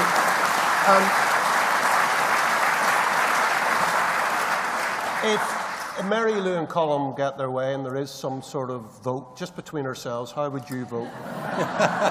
Well, I go back to my engineering roots. I'm an evidence-based politician. Okay. And so I will make my decision, my personal decision, based on the evidence at the time and what I believe, based on that evidence, is best for the people of Northern Ireland. And that's how I will make the decision. I'm not driven by ideology on this question. My ideology is about building a shared and better future for the people who live in Northern Ireland. So my ideology isn't about the United Kingdom or a United Ireland. My ideology is about driving forward that project, because whatever our future holds, We are in it together. And Martin Luther King said, we can either learn to live together as brothers or we will perish together as fools. And never have truer words been spoken when it comes to Northern Ireland. We need to learn to live together as brothers, as family. And families do not always get on. They do not always see eye to eye. But they get through, and that's what we need to focus on. So I'm sorry that possibly wasn't the answer you were looking for. I've got one more. I've got one more. It's maybe not the big splash in the news tonight, but there you go. Oh, no, I got a headline. Exactly. I've got a cheap headline. You say you base it on the evidence. Say it's tomorrow. What's the evidence at the moment then? It's a fair question. Actually, we don't have a proposition. And if there's one thing Brexit has taught me, is we should not have referenda without having a formal proposition that people can scrutinise. So what I will do with Emma and with Doug and with Mary Lou and with Colin is I will work with them to look at what that proposition might be, to look at how things might work, because there are huge unanswered questions. And when we have a proposition that we can balance against the status quo, then I think that's a good time for us to be able to make a decision. But I don't want to be driven into the kind of leap of faith politics that we ended up with Brexit, because that has not worked out well. And just to be clear, nobody is suggesting that. Just so we don't have anybody leaving this hall with any false information. Nobody is suggesting Mark wants it tomorrow. Brexit. Don't mind Mark.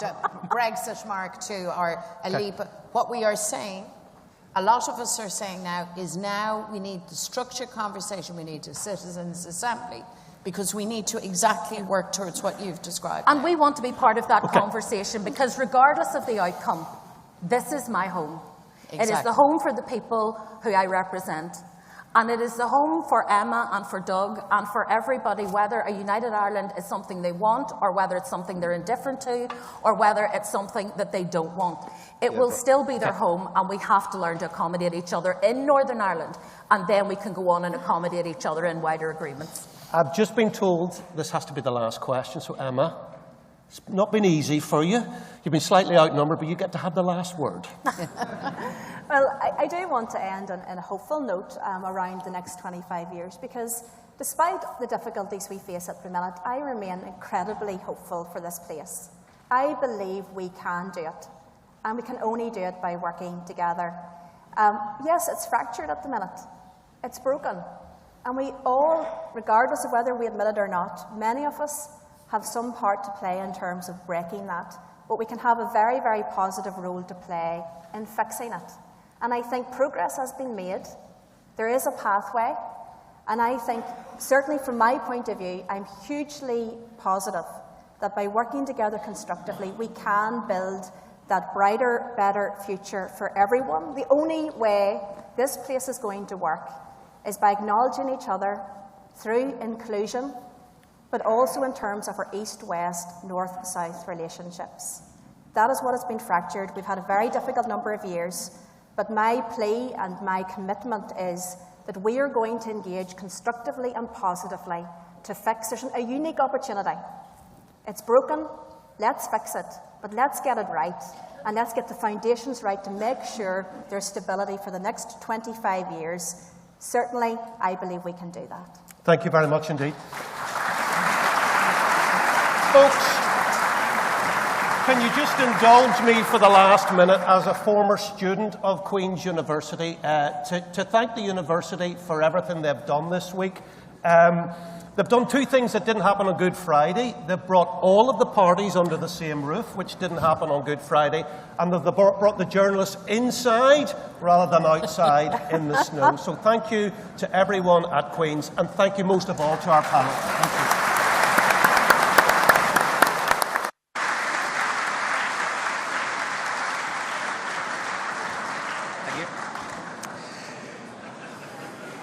Many thanks. Nothing like a lively panel to get the day started. So now I want to move on, and I'm going to call on Jamie-Lukas Campbell, a postgraduate student officer in Queen's Students' Union, to introduce our next speaker.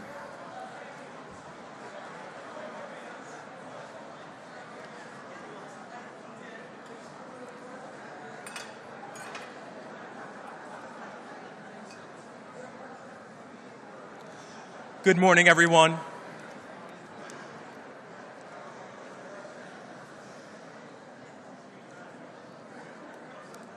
Good morning. If you can't tell from my accent, I'm a New Yorker who has made Belfast my home nearly 2 years ago to pursue a master's degree here at Queen's. I'm honored to be here this morning and to introduce an outstanding advocate for Northern Ireland, but more importantly, a global champion for young people and foreign policy that is inclusive and oriented towards a brighter future for all of us. But before I introduce that speaker, I'd be remiss if I didn't recognize someone just across the road who changed my life nearly 10 years ago and whose work helps to make this university a better destination for all of us, Secretary Hillary Clinton. In 2013,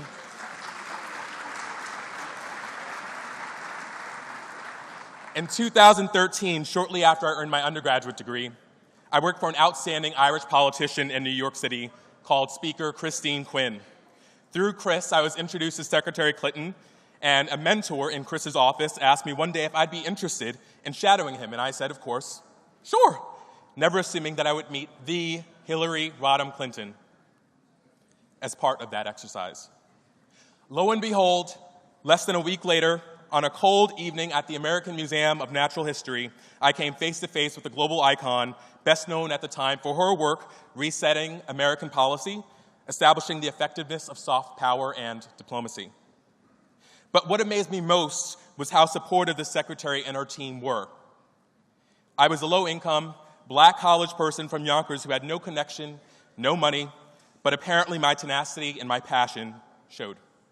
Secretary Clinton's staff, namely someone called Shilpa, took time to mentor and guide me, and they helped change my life. It was through the Secretary that I earned a position in the Obama White House doing advance work that put me on an airplane for the first time and sent me around the world on behalf of First Lady Micheál Obama and then Vice President Joseph Biden. That culture of inclusivity and progressive values changed the direction of my life, and I am proud to say that the Secretary who has brought that same energy here to our campus, some 3,000 miles away. I say this to say that the Secretary puts her money where her mouth is. Her advocacy for Queens is helping to make this campus a more inclusive and vibrant space for our rapidly internationalizing community, because she surrounds herself with people who want to do good because it's in their bones. I can personally attest to that. And that's why I'm here in this beautiful city that I now call my home, and learning about the world with so many of you, especially some of the students in this room right now.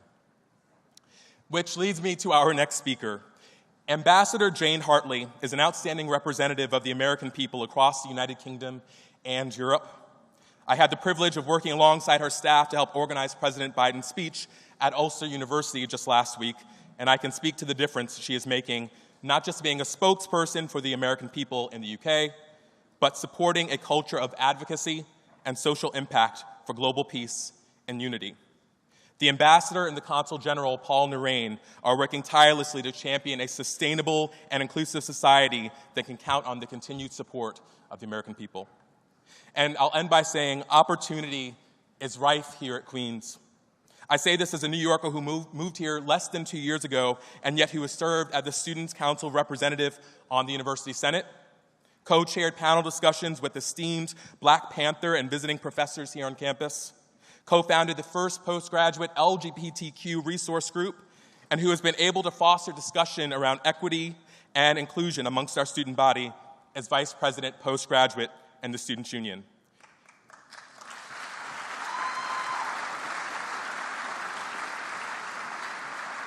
And most importantly, as an aspiring PhD candidate who hopes to commence doctoral studies here later this year, I will say that Queen's has helped make Belfast my home, and it's people like Nick Rybionski, Jack Taggart, Pierce McGee, Maria Lee, and so many others who make this place a beacon of impact for all of us. It's people like those that I just mentioned that make this university the place I want to call my home for another 3 to 3.5 years. And apologies to Ambassador Hartley, who has undoubtedly heard how much I've been raving about my experiences to her team over these past 2 weeks ahead of the presidential visit. Everyone, please welcome one of my favorite diplomats, my Ambassador, Jane Hartley.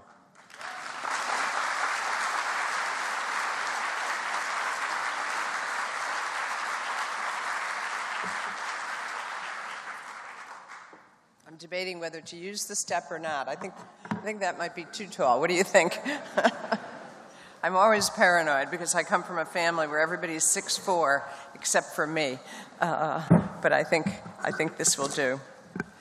So I heard a comment that you've seen many former and current American presidents lately.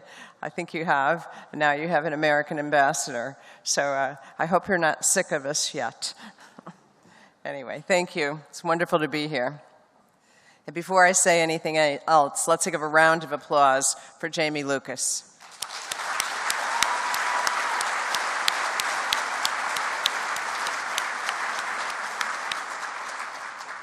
He's an inspiring example of how our two people are connected.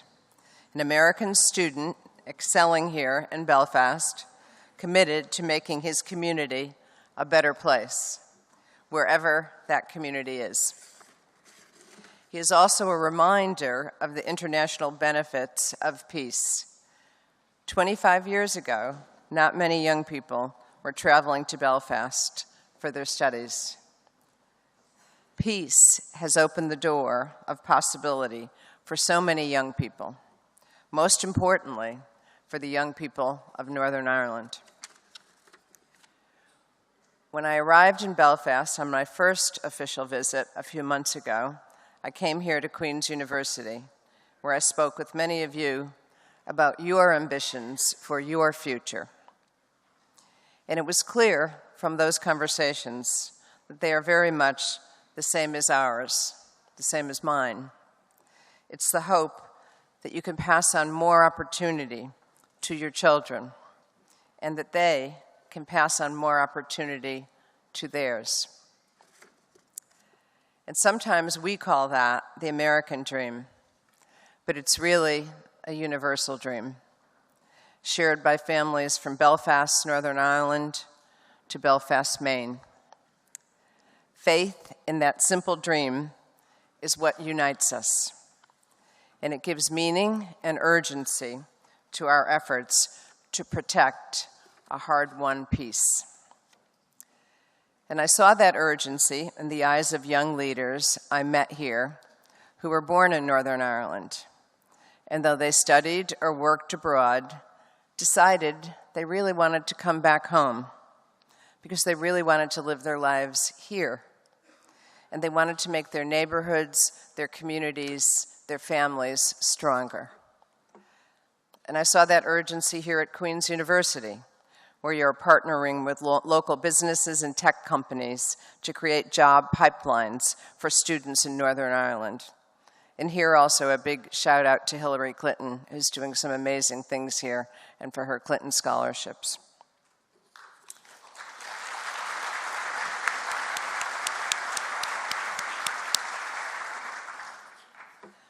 But I also saw communities that still needed to be lifted up. Places where people were eager to work, wanted to contribute, but where investment, where opportunity was scarce. So 25 years on from the Belfast Good Friday Agreement, we do have much to celebrate. A once fragile peace has held, and it's held strong, giving hope and opportunity to a generation of young people who grew up free from the violence and the despair of the Troubles. We owe a tremendous debt to the people who risked their lives and livelihoods to achieve that landmark agreement. The people who, as President Biden said, walked brave steps so that their children might have a better future. People like Prime Minister Blair, President Clinton, John Hume, David Trimble, the amazing George Mitchell, John Major, and so many other brave, brave individuals. And people in this room today, like Ambassador Rees, Mary Robinson, and Congressman Neal. And also just regular people who had the courage, the bravery, the compassion in their hearts as they buried animosities that had built up for centuries. The Belfast Good Friday Agreement remains a stunning achievement to this day and the foundation of Northern Ireland's progress in the years since. But our task today is not to look backward. Our task is to look forward and determine how to make progress where progress still needs to be made. So this week, as we celebrate the enduring success of the Belfast Good Friday Agreement, let us dedicate ourselves to recapturing its spirit of renewal, its spirit of compromise, the focus on creating more opportunity for the next generation. As many of you know, the United States is the single largest source of foreign direct investment into Northern Ireland. More than 200 companies employ more than 30,000 people. So my feeling is, let's build on that. Let's show the world what Northern Ireland has to offer in terms of resources, in terms of creativity, in terms of talent. Let's create more links between universities and the private sector, like Queen's University is currently doing. We need that spirit of renewal right now. We need to get back to governing, and Northern Ireland needs to get back to governing and growing, because economic progress depends on political stability. And in my view, the Windsor Framework gives everyone a roadmap toward a more prosperous future. So the task now is for all parties to walk a few more brave steps and get back to the hard work of government. Because democracy, however messy, however imperfect, remains the best way for Northern Ireland to decide its own destiny. To paraphrase President Clinton, who is here, and I heard him speak last night, and just a wonderful speech, he and George Micheál and everybody there, what they put into, and the bravery and the courage, what they did 25 years ago. But anyway, to paraphrase President Clinton, the difficulties of sharing power are nothing compared to the difficulties of having no power at all to shape your future. So earlier this morning, we had a panel of local elected leaders here, wonderful conversation, and I think they took some brave steps in that panel. And I hope we can see scenes like that very soon happening again, discussions, conversations at Stormont. Because the truth is, everyone here wants to make the next 25 years of Northern Ireland about prosperity. And just as the first 25 years were about peace. And I personally believe they will be. And you heard it from the President of the United States last week. I was honored to be here with him. America believes in Northern Ireland. We believe in you. We are committed to your progress. We have faith in the peace that you have built. And we believe there is no turning back.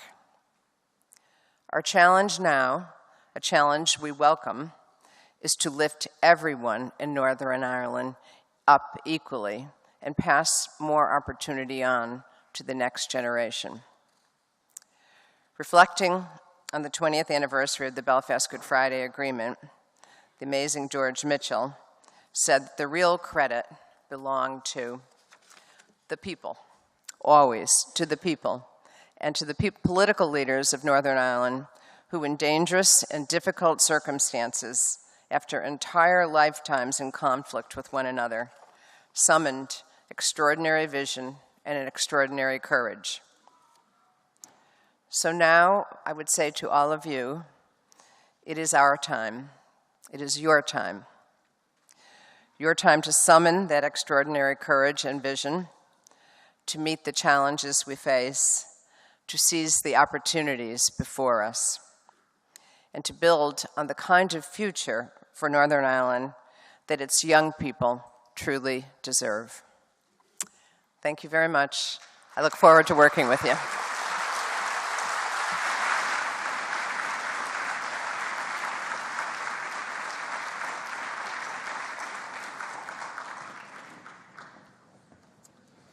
No.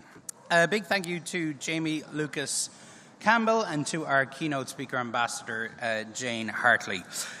We now move on to our panel discussion for this morning, the Good Friday Agreement, a template for resolving global conflict. We have a fantastic panel lined up for you, and we'll meet them in a moment. Our chair for this panel is Ambassador Micheál B. Rees, former US Special Envoy for the Northern Ireland Peace Process. The chair will be joined by Dr. Mary Robinson, former President of Ireland, and the former United Nations High Commissioner for Human Rights, Congressman Richard E. Neal, ranking member of the US House of Representatives Ways and Means Committee, Dr. Amanda Sloat, Special Assistant to the US President and Senior Director for Europe on the National Security Council, and Maros Šefčovič, European Commission Vice President for Interinstitutional Relations and Foresight. Please join me in welcoming them to the stage.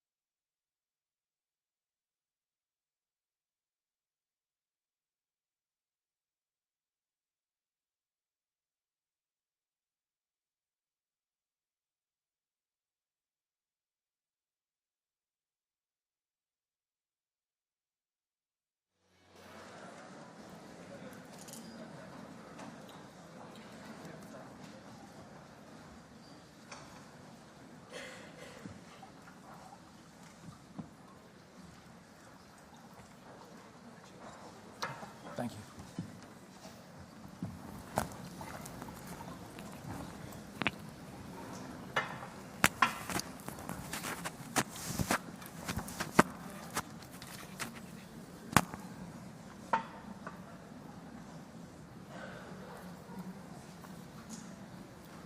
There's going to be a prompt.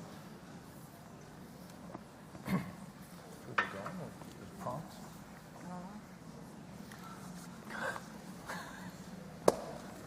Why don't we get started?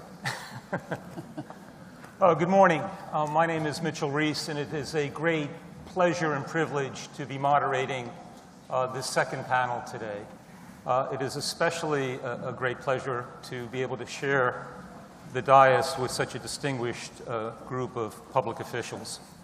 To my right, to your left, is Dr. Mary Robinson, who needs no introduction to this audience whatsoever.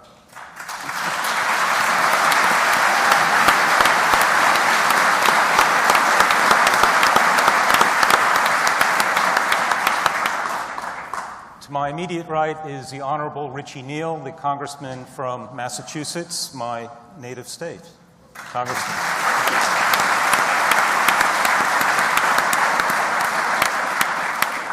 To my far left is Vice President of the European Commission, Mr. Šefčovič. Welcome.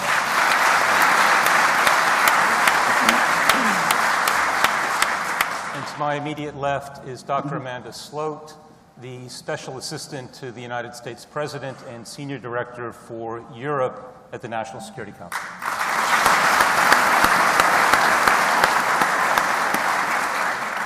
So this morning we were all treated to a very detailed discussion of some of the constitutional, political, cultural, and identity issues facing Northern Ireland. For this session, we want to open the aperture a little bit and look at the meaning of the Good Friday Agreement beyond Northern Ireland. Can it serve as a template, as an example, as a model for other conflicts, and particularly for conflict resolution in other parts of the world? And so the first question is my asking each of the panelists, what are the lesson or lessons that you can draw from the Good Friday Agreement and the subsequent 25 years, and that you think have applicability to conflicts around the world? So let me start with you, Dr. Robinson, please. Thank you. Well, it's been wonderful to be here and to hear some great reflections on the Good Friday, the Belfast Good Friday Agreement. I was president from 1990 to September 1997. And during that time, of course, I tried outside the political with groups of women, with cross-community groups, etc., to encourage and visits to Northern Ireland, including to West Belfast, at a time when neither the British nor the Irish government really wanted me to go, but I knew it was important, and I never regretted it.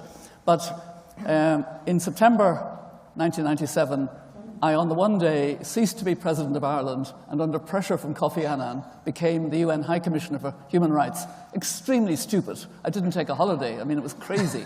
But I then went to my new post as UN High Commissioner for Human Rights, and during 1998, I was promoting the 50th anniversary of the Universal Declaration of Human Rights.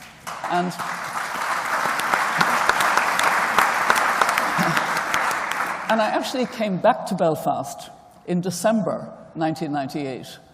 And I was helped greatly in visiting again and making a speech here by my great friends Agnes McCormack, sadly deceased, and Martin O'Brien, who's also been looking after me here today. And Martin very kindly found the speech I gave. And I hate quoting my own speeches, but there are just two passages that I think are highly kind of relevant.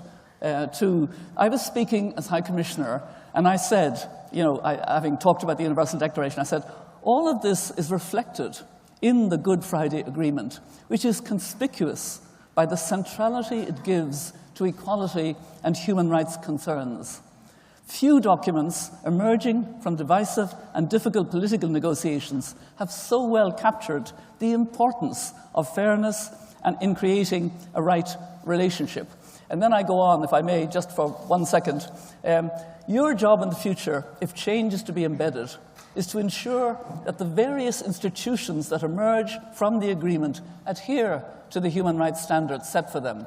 My job is to do the same thing from the international level. And then I go on, one more quote.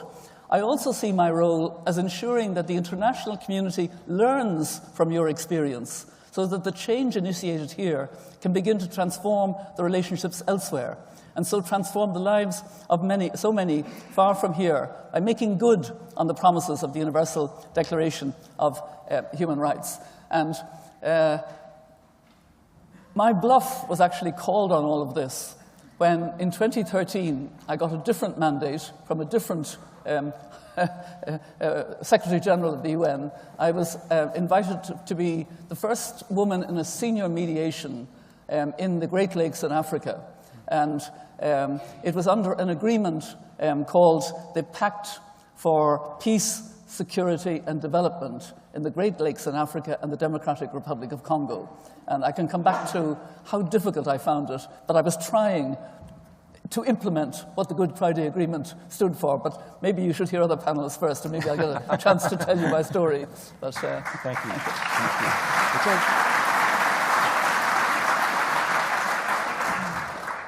So the first thing I hope for, Madam President, is that nobody will quote some of the speeches I've made over the years. I've never done that before. So I want to thank Queen's University, a reputation of international renown, for the forum that they've presented and the opportunity for all of us to reflect upon what has been an immensely successful part of American foreign policy, the Good Friday Agreement.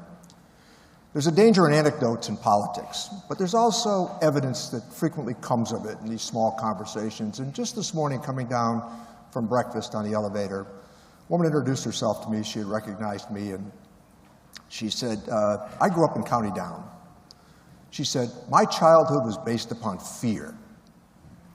She said, we couldn't travel, we couldn't go wherever we wanted to go because we were worried about our own security. And then she said to me something that was very powerful. She said, I wish my grandparents could come back for 1 hour to see the success of what happened. American foreign policy is always a manifestation of domestic policy, and it means in a representative democracy, people within that democracy have a chance to influence international events. The Friends of Ireland was born because of the violence here in the North.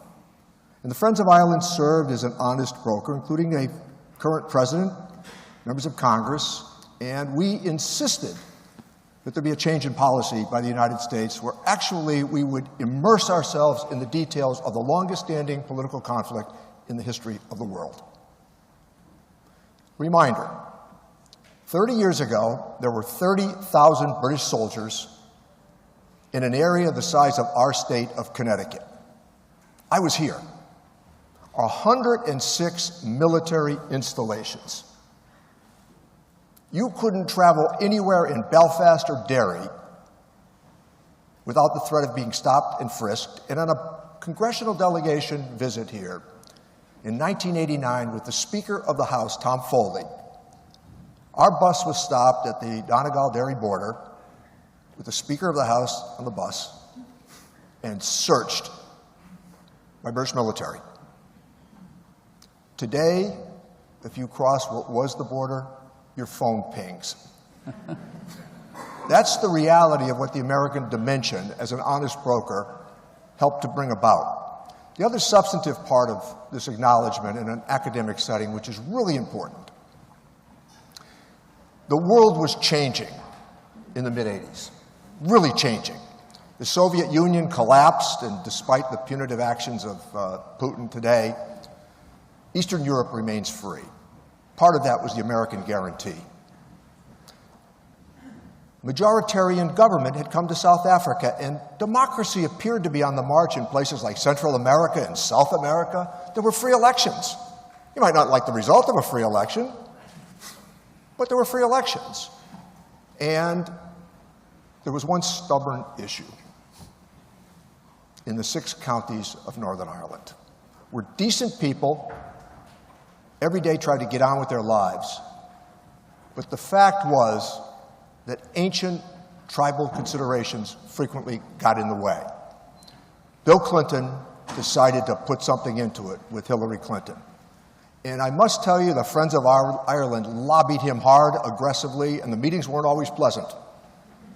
And when he chose George Micheál, a lifelong friend, the demeanor of George Micheál speaks to everything. He never, through that process, used excitable language. Albert Reynolds, Bertie, Tony Blair, everybody decided, at great risk, by the way, and how about to the political parties and the leaders, not just the political risks here, the personal risks. You know, one of the hardest things to do in politics, and it needs to be recognized, is to say to your most ardent, fervent believers and supporters, we're not going to get what we want today. But the success of the Good Friday Agreement was because everybody had to give up something to get to the accord. And these institutions need to be up and running, and the government stood up as a result of everything that America, the UK, and the Irish government have put into it. You can't have an election and just have people say, we're not going to abide by the result of the election. There are many elections in America where I don't like the outcome, but I accept what happened. So concessions, compromise, and consent. Convincing people of a new path. That's what the experience of the Good Friday Agreement has meant. And woe be to he or she who makes the argument you can move away from the Good Friday Agreement. America, as you've heard for the last 3 days, we, as a co-guarantor of that agreement, we are all in.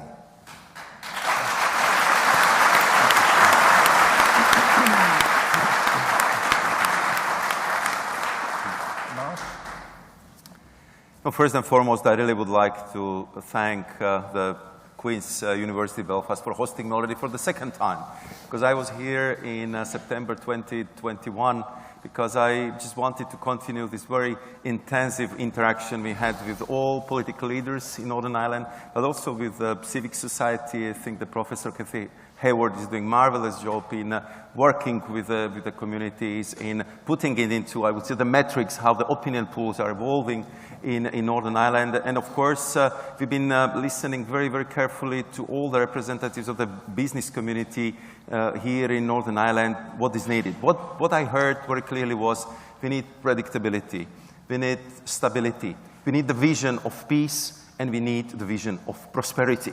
And therefore, if you ask me what are the lessons to be learned from Good Friday Belfast Agreement, I think first and foremost, for me, it would be the inclusivity, that you have to listen carefully to all actors, and therefore we've been very clear from the outset that we want to work together with our UK partners and with all actors in Northern Ireland to deliver something which would work well for all communities, because it has to be the joint effort. And I think if I look back in 1998, it was my first day when I started as ambassador of Slovakia to Israel. But I can tell you, I was glued to the TV screen because I was watching the final days of the negotiations on the Good Friday Belfast Agreement to see the vision, to see the hope which was created by this deliberation. The people celebrating in the streets that the peace has come to the streets of Belfast and other cities in Northern Ireland and across the whole island of Ireland. And I think that you need also to build the positive emotion around the negotiations, which I think was so well translated into huge political support for the agreement. Because if you look at the referendum results, 71% or more than 90% of support, that's remarkable.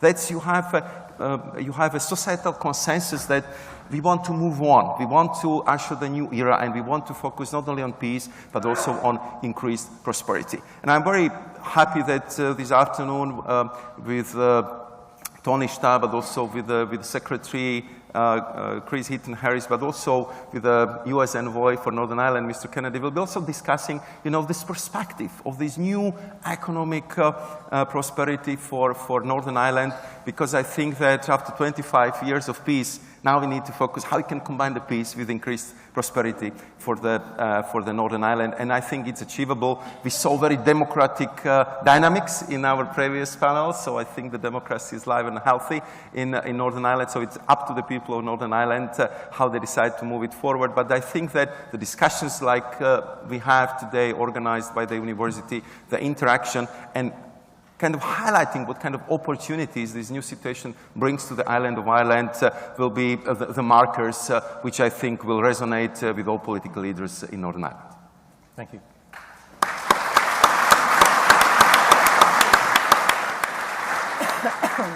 Dr. Sloat. Thank you. Having sat in the audience yesterday and listened to so many giants of the peace process speak, it's a real honor to be sitting up here today. When the Good Friday Agreement was signed, I was in the midst of my PhD at the University of Edinburgh in Scotland, and I moved to Belfast at the beginning of September 2001, so just 3 years after the agreement was signed. And there was peace, but it was a fragile peace. Holy Cross was kicking off. It made international news, including in the US, making my parents and friends very concerned about my decision to move to Northern Ireland. Just over a week after I got here, 9/11 happened. Nobody ever again asked if I felt safe living in Belfast. And people spoke a lot yesterday about the empathy and the compassion of the people in Northern Ireland. And I have to say, if I could not be in my own country on such a terrible day, it was really profound to be in a place like Northern Ireland where people knew firsthand what terrorism and what living through those types of experiences was like. My boss here at Queen's University was Elizabeth Meehan, who we lost several years ago, and I know would have fully appreciated the events this week. She invited me over to her house. She told me to call my friends and family. She ordered curry, and we sat there on her couch and over again watched those terrible images from that day. And then as I was getting ready to go home, she gave me a nightgown and told me to spend the night. So felt fully embraced by her and by the people here. That Friday, there was a memorial service outside City Hall And I see Barbara Stevenson in the audience, who was the newly arrived Consul General then, and she stood on the stage flanked by political leaders and religious leaders from both communities and said to them, the thing you can do to most help us is to find peace amongst yourselves. And so it's somewhat of the inverse of the question on this panel, but it was an interesting example of how a terrible tragedy in the United States ended up being yet another impetus to the peace process here. The morning of 9/11, I know Gerry Adams was in Dublin meeting with Richard Haass, who was President Bush's envoy to Northern Ireland, talking about some engagement that the IRA had been having with the FARC in Colombia. And I think the experience of Colombia and also the way in which the terrorist attacks in the United States resonated with the American people, the way it shaped how they looked at terrorism, including here in Northern Ireland, led to an announcement 6 weeks later by the IRA to start the decommissioning process. Several weeks after that, the PSNI was stood up, and my flatmate, who was a young Catholic woman who had just graduated from Queen's University and been very cagey with me when I moved in about what her career plans were, told me that she was in the first class of Catholic recruits to join the PSNI. And so I saw firsthand through her experiences the reality of what policing in Northern Ireland was like. I worked as a special advisor to the Committee of Finance and Personnel, which, when you want to talk about the mundane business that Stormont was doing, was looking at the types of EU funding that the Assembly was getting. I had a friend who worked for the Northern Ireland Women's Coalition, and so went out with Monica McWilliams and others and knocked doors. I worked as a poll clerk at one of the elections here, and really saw firsthand on a day-to-day basis what brave people in Northern Ireland were doing to preserve and to implement the peace. And I'd mentioned Colombia briefly, and it was one of those places years later that really ended up looking to Northern Ireland as a model. And when I left Northern Ireland and moved back to the US in 2005, worked for the National Democratic Institute, which also took a number of political leaders from different countries, including Iraq, where I worked after I left Northern Ireland, here to show people an example of a multi-sectarian, multi-faith, divided society that was able to implement and develop structures to find a way forward toward peace. Thank you.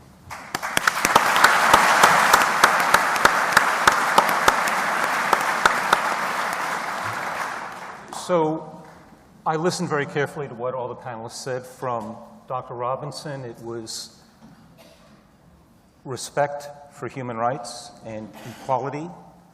From the congressman, it was the importance of the role of the United States and the crucial variable of leadership, making a huge difference.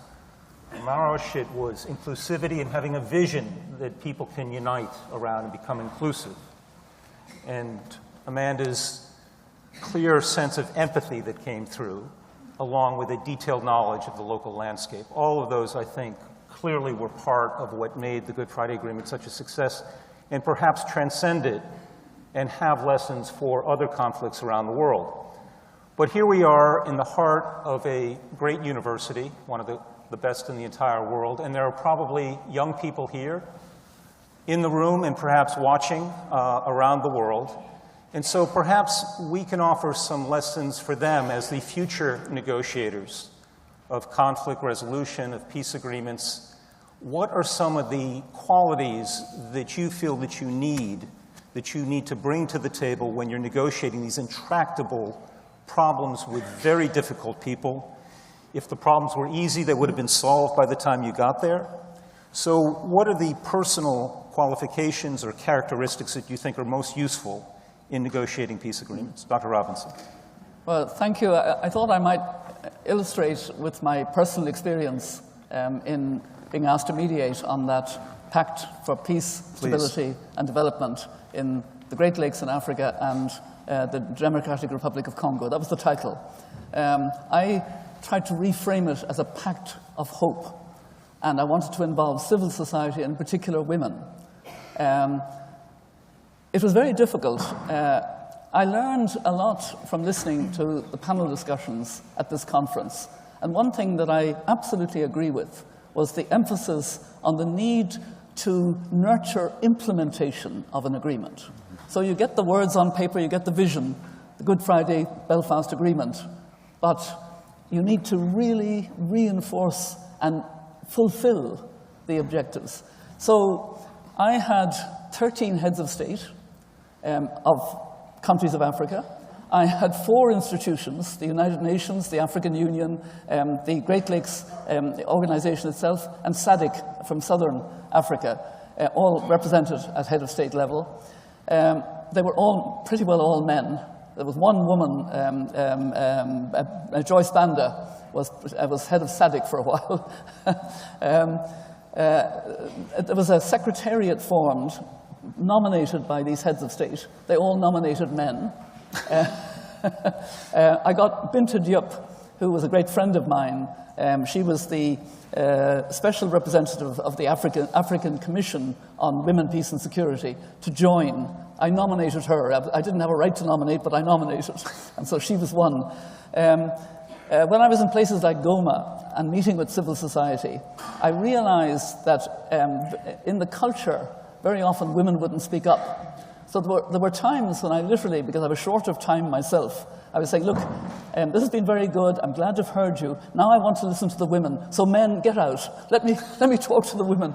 And then I would hear, you know, the serial rape that was going on, the terrible violence against women, which would never be spoken about unless you get the group together, etc.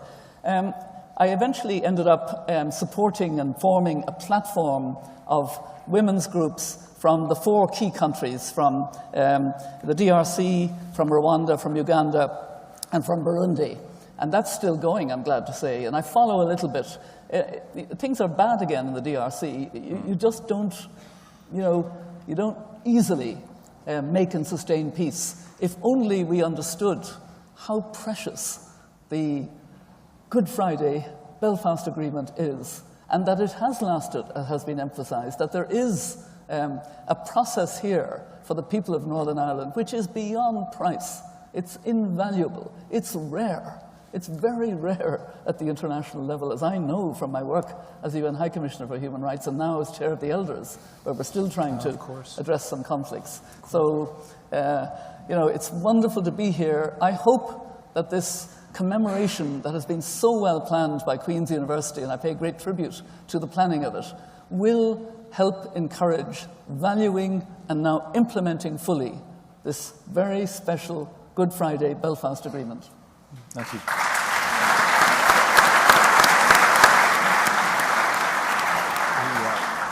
I think one of the most difficult things in negotiating significant legislation is to know how far your opponents can go, and then to give them some room to bring back the information to their supporters, and then try to push to get a little bit more. But to listen very carefully, but to always acknowledge the realities of where we find ourselves. Example, the 3 strands of the Good Friday Agreement, North, South, East, West, and British Isles. In the 3 strands of the Good Friday Agreement, there were 2 seismic moments in the negotiation. One, when the Republic of Ireland gave up its constitutional argument for Articles 2 and 3 of the Constitution that laid claim to the 6 counties. And the UK gave up the border. Now, with Brexit, some began to argue that, well, maybe there could be a return to a hard border. I want to say this, based on what Joe Biden, Nancy Pelosi, and I have said repeatedly. There can be no return to a hard border on the island of Ireland.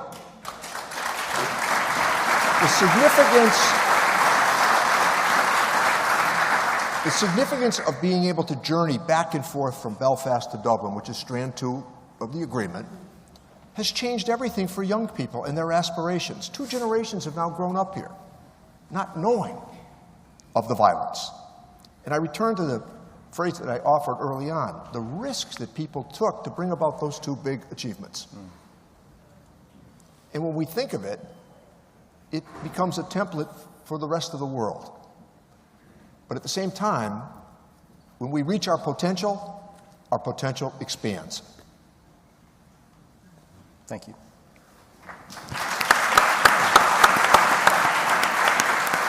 Morris, you've been involved in some interesting negotiations recently.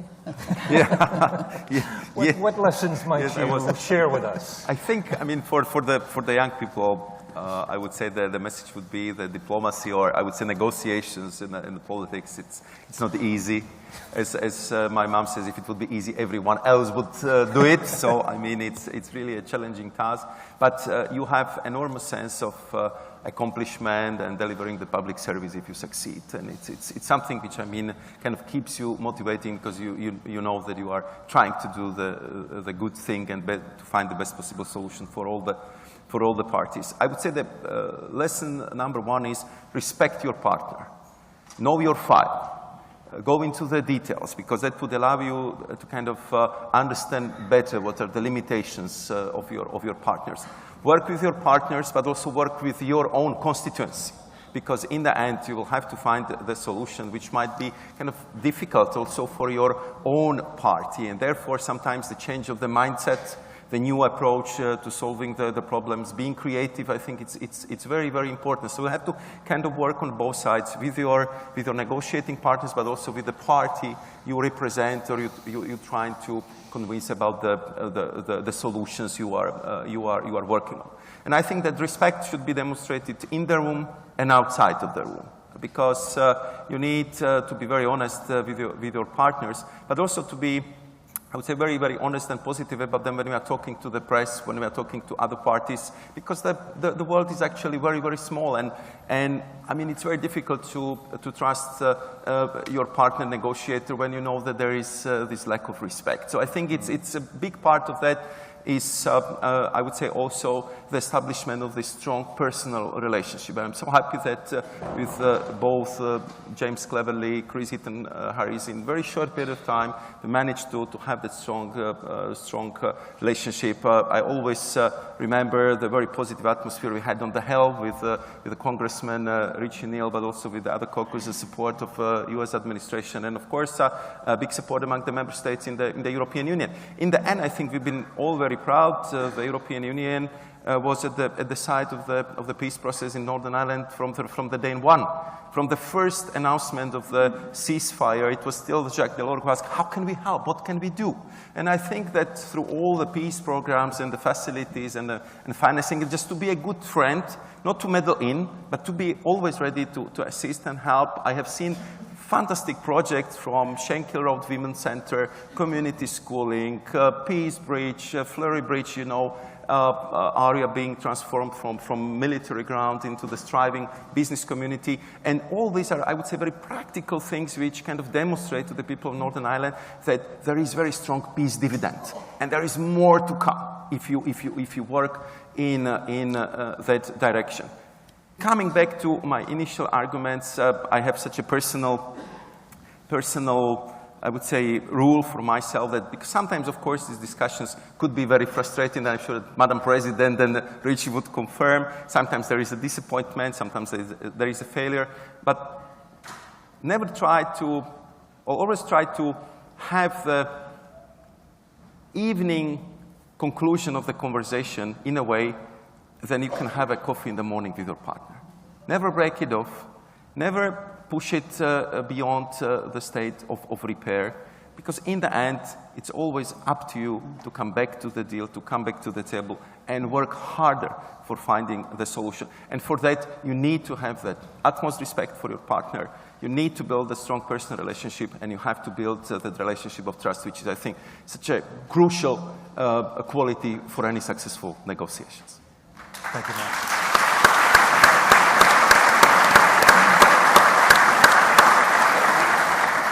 Amanda. I think everybody has hit on many of the key themes. The one message I would give to the students here, especially the women students here, is please go into government. I know there is more money to be made in finance. There is more money to be made in tech. Politics and government don't always get the best reputation, but we need a new generation of leaders to bring a new perspective and a new energy.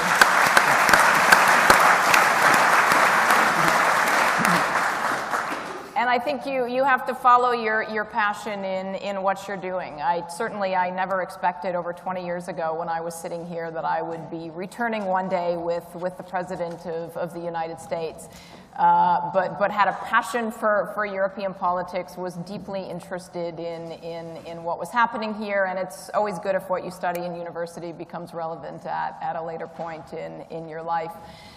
In terms of approach to negotiations, the fellow panelists have hit on many of them, and there was clear themes that were coming out of yesterday. One obviously is the importance of including women. And it was discussed in the women's lunch yesterday, and I can't remember what the actual statistic was, but it was looking at the greater longevity of peace agreements that are concluded with the involvement of women. Second, George Mitchell spoke incredibly eloquently yesterday about the importance of listening, and I think just having the opportunity to hear people and deeply understand what it is they're saying. Third, everybody has focused as well on the importance of implementation, and I think the reality that sometimes institutions and systems are designed to stop a conflict, and then things evolve, and things need to evolve with them over time. And the final piece, I think, is the importance of the economic aspect.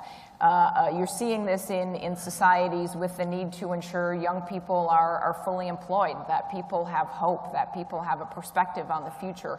And I think it really was the message that the President was wanting to deliver when he was here last week, that the last 25 years have been about the peace, the importance of ensuring the next 25 years are about the prosperity, and taking full advantage of the peace dividend that has been put in place here, and ensuring that we can capitalize on it to the benefit of everyone in Northern Ireland. Thank you. Thank you.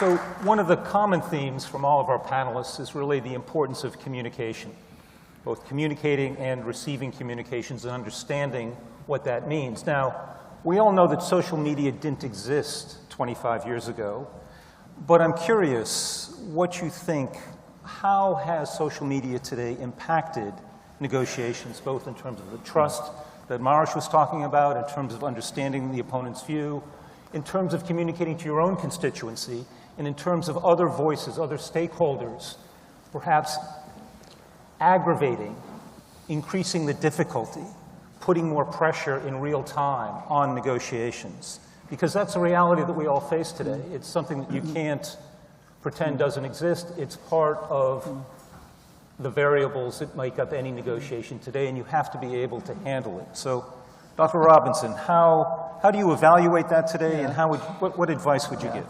No, it's certainly true. I had to actually travel on one day and meet 5 presidents of Africa on a tricky situation. And I'll tell you a funny story briefly. My office was in Nairobi. I'd been and seen President Kikwete in Tanzania. I was going on to President Kagame in Rwanda. And I was staying in Nairobi, and I came to the VIP early in the morning, and the plane taxied down the runway. And phone calls had to be made, and the plane came back for me, an Air Kenya flight. I'll never forget it. It's the only time that could ever have happened.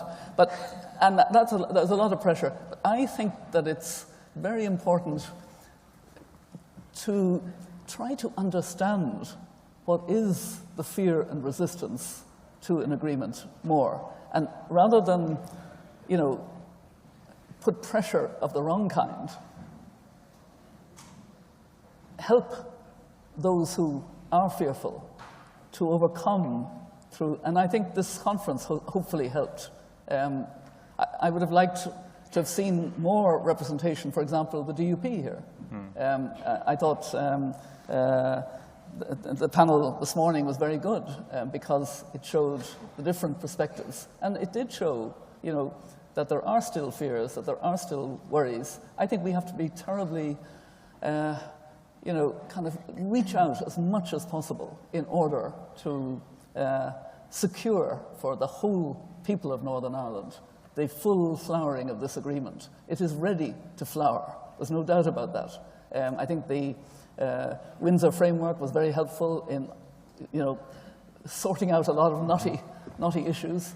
It's clear there is goodwill from the United States and money behind that goodwill. There is huge support from the European Union. Northern Ireland is very lucky. I mean, you know, for a relatively small population to have these connections and to have this support. I can think of Yemen, I can think of what's happening to women now in Afghanistan, I can think of all kinds of places that aren't getting the support. And I just wanted to reinforce one point that you made about the role of women in peace processes. I see Milan Verveer down there in the audience with her incredible Institute for Women, Peace and Security, and how helpful you were to me in my work. And we held a great meeting recently with Monica McWilliams and all of us over there, and I think this has helped to highlight the importance of women. But it's more than that. We have to build in now the role that women play on the ground and make it part of peace processes and make it part of the implementation and have them at the table. We just have to do that more. It's still not happening enough. Thank you.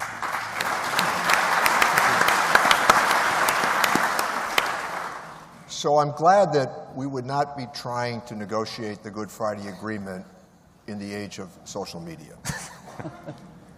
You sit in a room now in Washington where you're sworn to secrecy and confidence building, and as you walk out the door, reporters and others have knowledge of what you've just said and done. Our job is not to entertain the voters.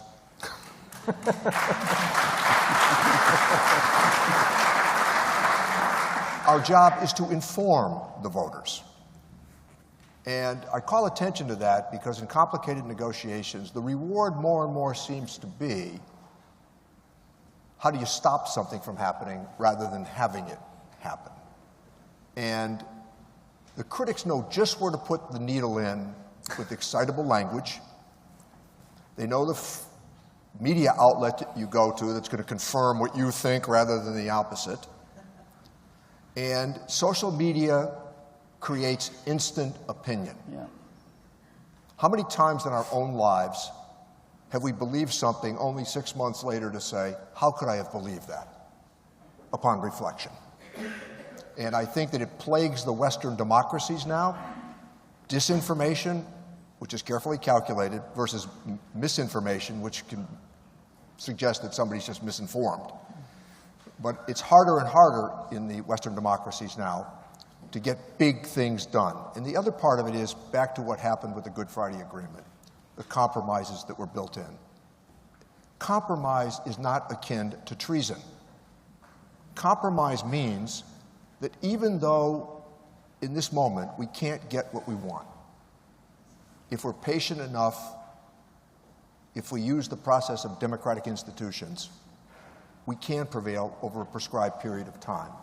But social media, which has really plagued our ability in Washington to get big things done. So we are outraged immediately, and we understand at our leisure. Well, it's also, as I said a moment ago, what's happened to media, it's called confirmation bias. You go to the media outlet that agrees with you. And rather than a discerning media, because it's harder with the world of social media to do context. You know, columnists and others used to explain things as to why you did what you did. It's hard to do that in a tweet. It's really hard to do that in a tweet, which engulfs raw emotion at that moment. Yeah. Right. Solution? Well, I mean, my own prescription is that I think the voters should reward those who have the great patience of understanding that in democratic institutions, you sit sometimes in a room, as I did with USMCA, the largest trade agreement in the history of the world. And day after day, when people said you can't get an agreement, not only did we get an agreement, 195 Democrats voted for a trade agreement, and 194 Republicans voted for the trade agreement. You sit there and again, and you say to yourself, I can't believe what they just said. But you don't say that publicly. And you say, if they say that again, I'm going to get up and leave. And then what? You sit down. You don't get up and leave. But I think that the patience wears thin now because of social media. And again, the reward politically in the Western democracies now seems to be leaning against achievement. And the fundraising aspect of it, where the social media being used to generate donations. What you have to do is you have to generate conflict 24 hours a day and outrage. And it becomes harder and harder if you're a serious legislator when you're responding to information that is nonsense, never mind misinformed. I think my lessons from negotiations and, of course, this huge social media presence, which is inevitable, it will always be like this. I think that the communication part of the negotiation process is becoming as important as the negotiation themselves. So coming back to that trust among the negotiators must be built also on the fact that we are going to communicate more or less along the same lines. If there is any, let's say, communication crisis, that we will talk to each other, that our communication advisors would be on top of it, that we are not going to entertain the public, as a congressman said, that we are not going to provide the kind of running commentary on the issue, and that we have to focus our minds on what is our job. It's to get an agreement, it's to find a solution, it's to bring the resolution to the issue we have on the table. And to that, we have to also adjust our communication policy. So communication discipline, trust, I would say, certain attempt to create through, I would say, confidentiality of the discussion, the negotiation space for everyone who is involved. I think it's crucially important. Otherwise, it's becoming very difficult, because especially if you are in the situation and all these important negotiations are politically very, very sensitive.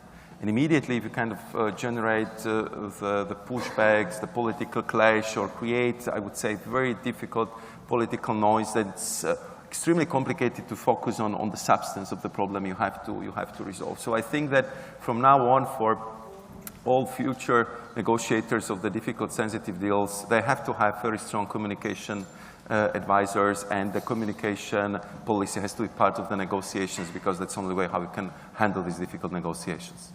Thank you. Thank you. Amanda, working at the White House, very sensitive place, lots of social media, lots of opinions. Yes, well, as the Congressman said, lots of opinions in Washington. I had the same initial reaction as him, which it's difficult to imagine the Good Friday Agreement being negotiated now. I mean, you could imagine sort of negotiators walking out and tweeting, and somebody taking photographs of working documents and things getting tweeted out. Although, that said, I give a tremendous amount of credit to the EU and the UK, which managed to negotiate the Windsor Framework in a very closed and quiet way, which does show, if you have people on both sides committed to serious good faith negotiations, even in this time of social media, it is possible to keep things private, to block out the outside noise and to get things done. At its best, social media can be an effective tool for government. It can be a way to get out information, to reach people that you might not otherwise, to present information in new and creative ways. And again, I think this is another reason why we need the next generation of leaders who will help us harness, hopefully, a lot of this new technology in ways that it can ultimately be used for productive purposes rather than in harmful ones. Great. Thank you. Thank you.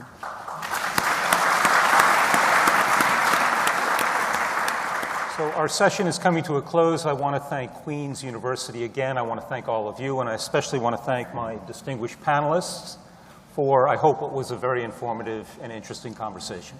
Thank you very much. Thank you. Thank you. That was terrific. We thank you for your answers. No, I'm glad you said that.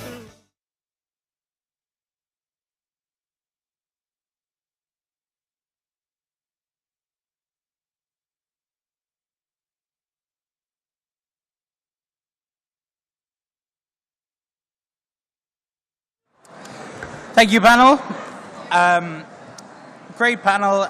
Amazing to hear how the Good Friday Agreement is being used as a template for resolving conflict all over the world.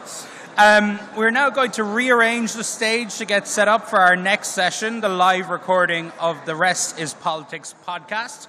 So please bear with us. Some other housekeeping notes. This afternoon we look forward to the Micheál Institute panels and the Cancer Showcase event. Could the speakers for those events please make their way to the back of the hall now, and staff will escort you to lunch. Likewise, the delegates who are attending the honorary graduation, if they could also move to the back of the hall for that event. And we'll be back in a few minutes.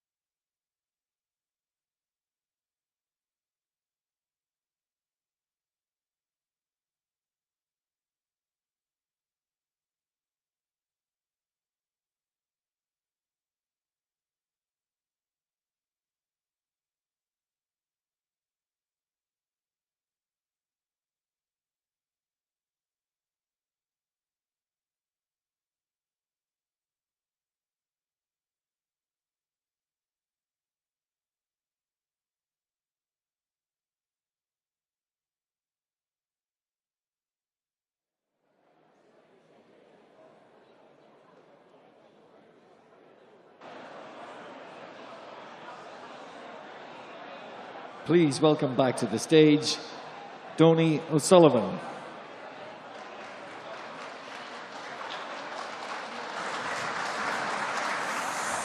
Hey, everybody.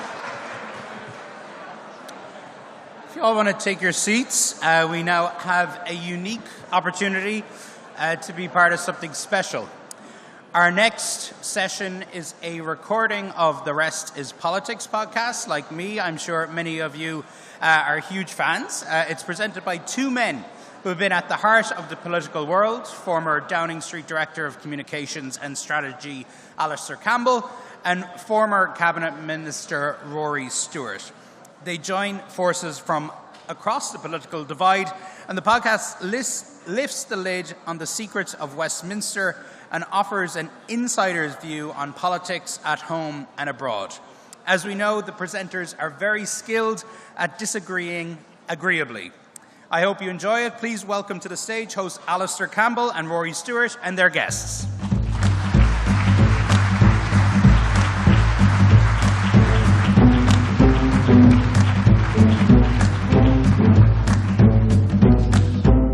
Hello, people. So, thank you very much for being here, and thanks to all those people who've told us that they listen to our podcast. I happened to have discovered when I was having a run the other day that there is amongst the students, and that may be you at the back, a sweepstake as to the first time that I mention that Burnley have been promoted and that Brexit is a total disaster. I've mentioned it, and therefore, Colm, you win minute one. You notice he's wearing his Burnley tie, as always.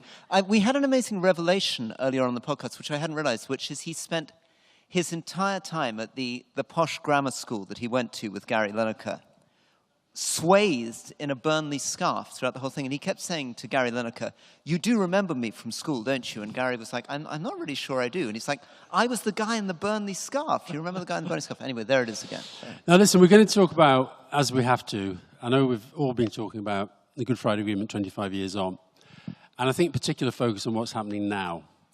And I've actually found this week truly amazing on one level, to see all these fantastic faces in the past and these amazing people and what they've achieved. But I've also felt a little bit worried and a little bit alarmed about where it is.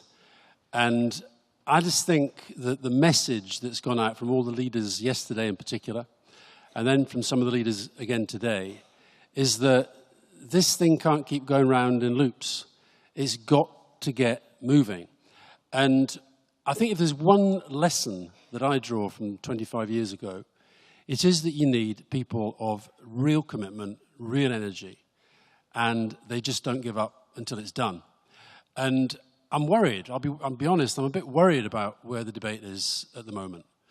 And as you know, as I said in minute one, I think Brexit is a complete and total disaster.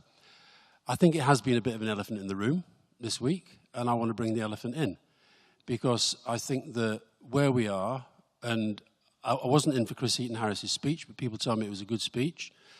But Chris Heaton-Harris is somebody who believed in Brexit, thought that Boris Johnson was the solution to our problems recently, very recently. I had what I might describe as a very, very, very lively altercation with Steve Baker last night, where it appears that I am the devil incarnate, which I've been Goebbels and Rasputin, but it's the first time I've ever had the devil. And then we just have a sense of the British government. I think if there's one lesson I would ask them to take from what happened 25 years ago, is that when it's difficult, that's when you've got to step up and do it. And I think that is the message as well to the local politicians here. Alistair, give us a sense of your memory of late-night negotiations. Just give us a sense of the colour and the flavour of what happened in these late-night negotiations. Well, it's funny because I can see two or three of the people who were involved in them in the room. And do you know what's really interesting about the whole thing? And I went to see the play Agreement, which you haven't been to see. It's stunning. Is that the actual memories are very difficult to resource because everybody was completely exhausted. I do remember John D. Taylor and Ken McGuinness. We had one night where we were really focusing on Sinn Féin, and we knew that it was going to take about 2 or 3 hours minimum. And so we said to the unionist guys, this was at Hillsborough, we said to the unionist guys, why don't you just get some sleep? All the bedrooms are upstairs. There's Tony's bedroom. There's where Jonathan is. There's where I'm. Just use any bed. Just get a couple of hours kit. And I said to John D. Taylor, that's Tony's bedroom, and you go in there. And, of course, Tony's being the Prime Minister as the principal guest. He sleeps in what's known as slept in what's known as the Queen's bedroom.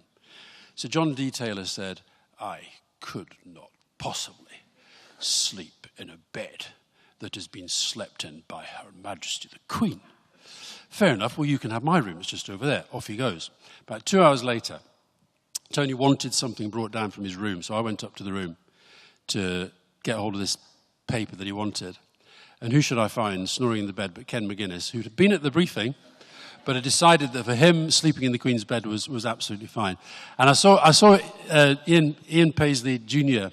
the other day, who was reminding me that first time Tony and Ian Paisley sat down, and Ian Paisley Jr. was in the room, and Ian Paisley Sr. giving Tony Blair 10, 20 minutes of absolute going for it.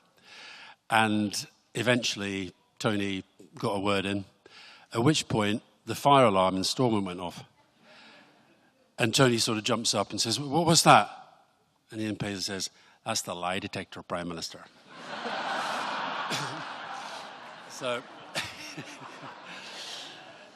So there were good moments amid all the bad. How do you feel coming back? What's your emotional reaction to this? You're exhausted. You're doing umpteen events. You're running from pillar to post, as I guess most people are. But what's your basic sense of this? Well, I think the first thing I'd say, including that student I bumped to at the weekend, it is fabulous to meet people who will say to you, I wasn't even born when that was going on, and to know that they've had that life. And I think even though this place is surrounded by so much security because of all the dignitaries that are here, it just feels relaxed and it feels normal. And in fact, in a way, it feels better than a lot of places. And that's why I just think this is one of those kind of inflection points that people. And I really hope. I'd probably like to have seen a few more young people up here, and I'd like to have seen a few more young people involved. Because I think, as well as seeing the current leadership as feeling like it's a bit stuck, I just think there needs to be that sense of a new generation coming through. But the place is transformed, there's no doubt about that. And I guess one thing that you were talking about a little bit in the last session is the question of taking lessons across to other conflicts. And obviously this is something that I, working in Afghanistan, working in Iraq, working in Africa, am confronted with all the time. I served on a UN Peace Commission over the last couple of years, and the fundamental lesson that's been drawn from Northern Ireland tends now to focus on the bottom up, on grassroots. In fact, in an entire 2-year process, there was no talk about negotiators, political leaders. Everything is now supposed to be about civil society, women, grassroots engagement. So I suppose one question is, you were seeing things very much from the opposite end of the spectrum. Right? This was a negotiation that, yes, had a strong grassroots element, a strong women's movement element, but it also had an element of Tony Blair and Bill Clinton and George Mitchell, and even I'm remembering now people like Marty Ahtisaari coming in to do decommissioning and stuff. How do you think about the balance between what's trendy now, which is to talk only about the grassroots? We don't talk really in peace negotiation anymore about external actors. In fact, the idea of old, stale white men coming in to tell people how to solve conflict in their countries is deeply unfashionable. Yeah, but I think you've got to be careful about that. I think you have to have the balance. I don't think that the Good Friday Agreement would have happened in the way that it did without that collection of personalities being as engaged as they were. I really don't. I think to have had an American president who really did mean it when he said, you wake me up any time, day or night. To have somebody like George Mitchell, who, as you heard from that amazing speech on Monday, was willing to give that level of commitment. It was incredibly important, going forward from the agreement, the support that there was from the European Union. I think what was definitely true at the time is that sense of there's all the grassroots people doing what they do and here's the big guys coming in to sort it. I think the balance was probably wrong. And I think it's great this week, for example, that there has been proper recognition given to the Women's Coalition in particular and to some of the groups that were involved, putting on constant pressure on the decision makers. And comms is obviously something you're very well known for. So it'd be lovely to get a sense of the way in which you thought about communication in probably a very, very tense, fraught environment where a word out of place causes a huge amount of problems. And we remember, of course, your great friend and boss, Tony Blair, emerging saying, this is not a time for sound bites. Remind us a little bit of this moment. But I feel the hand of history upon my shoulder, I really do. And because of that, Rory, because it is seen as a classic soundbite, people assume that I, who am clearly only capable of writing a few sort of slogans together, was responsible. I can now make absolutely clear I had nothing to do with it. It came out of Tony's mouth. I was standing in the corner of the entrance to Hillsborough Castle with Jonathan Powell, and we both looked at each other as if to say, well, what on earth was that? And to be fair to Tony, look, it's been remembered because it turned out that, you know what, the hand of history was on his shoulder, okay? And stuff happened. But it was without doubt. Yesterday we've interviewed Tony on the peace process for the podcast, which we'll put out in the next couple of weeks. And sadly, off air, as he was leaving, I said, you know, by the way, that the hand of history has now got its own Wikipedia entry. And he said, God, it was really naff, wasn't it? Yeah, it was. No, listen, the comms were incredibly important. And in fact, we've also done an interview with Hillary Clinton. And both she and Tony separately made the same point, which I think is something here for the PhD students to think about. Would it have been achieved in the way that it was in an era of social media? I'm not convinced. I'm not convinced because I think we did have some sort of control over the messaging and the agenda. But I'll tell you the other thing that was really interesting. The parties, a lot of the time, so it was particularly when we were stuck in that ghastly castle buildings, they've all got the little bases, they're all in their little camps. And a lot of the time, they wouldn't be involved in the direct thing that was going on then. So a lot of the time, they're just watching the news. They're watching the news, they're reading the papers, and that's where they're getting a lot of information about what's happening elsewhere. And the number of the times that we had to go out and sort of recalibrate. Because as Tony said, we actually got to a point where we were organizing the geography of the meetings so that the one side that you'd just sort of persuaded to do something, and they'd done it and they were quite happy about doing it, you didn't want them to be seen by the next lot coming in, because every time they saw the other side being happy, they thought they'd been sold out. And so that became a real kind of thing. And if that was just getting pumped out through the media, and that's why I think the current generation, although I think they've got to step up and do it, I do think the era of social media is making it much more difficult. I guess one really big communications issue is the question around how you talk about victims. How do you, when we're celebrating a 25th anniversary in a celebratory way, find space to talk about the victims? Is that something you've struggled with? How would you think about that as a political challenge? I do, and I think that it's been really interesting watching the debate recently about the whole legacy bill and so forth. And I must point out there, you've got a situation where it's being pushed without actually that much consent. But it's a really difficult debate. And on the one hand, see, I think the most difficult issue, and Tony said this in the interview we did with him, the single most difficult issue was prisoners. So on the one hand, you're letting people out who've done terrible things, and you're letting them out very, very early in a process. And then on the other hand, 25 years later, there's this very heated, passionate debate about, well, what about the people that had never been punished for what they did? And I think it's one of those debates that you do wrestle with, and you never stop wrestling with it, because I don't quite know what the solution is. And does it feel? How does it feel to you coming back? Do you feel awkward? I mean, this isn't your country. This isn't where you grew up. You played an important role 25 years ago. But does it feel sometimes? Do you sometimes think, "What am I doing sitting on stage? Why are people asking me my views on these things? This is no longer my thing." I mean, how do you? No. I think that it's true that Jonathan, for example, has stayed absolutely sort of focused on this the whole way through. I see it partly as I do actually feel it's part of my country. I do. And this is why, sorry to keep banging on about Brexit, but I do feel the whole issue of identity is very, very important, and people's sense of their own identity. And, you know, I've always felt British, Scottish, even though I was born and raised in England, and European. And I'm now, they're kind of coming in a different order now. And I think we do have a more fluid sense of our identity. But no, I feel perfectly at home here. I think it's one of the most fascinating places in the world. I think the people are great in the main. The politics is tough but interesting. I suppose what interests me is having watched you, being interviewed today on television and seen you talk. In the countries that I'm used to, in sub-Saharan Africa, for example, if we were doing this in South Sudan or Somalia, 25 years later, people would be a bit reluctant to have a figure who they would see from the past come and comment on their politics again.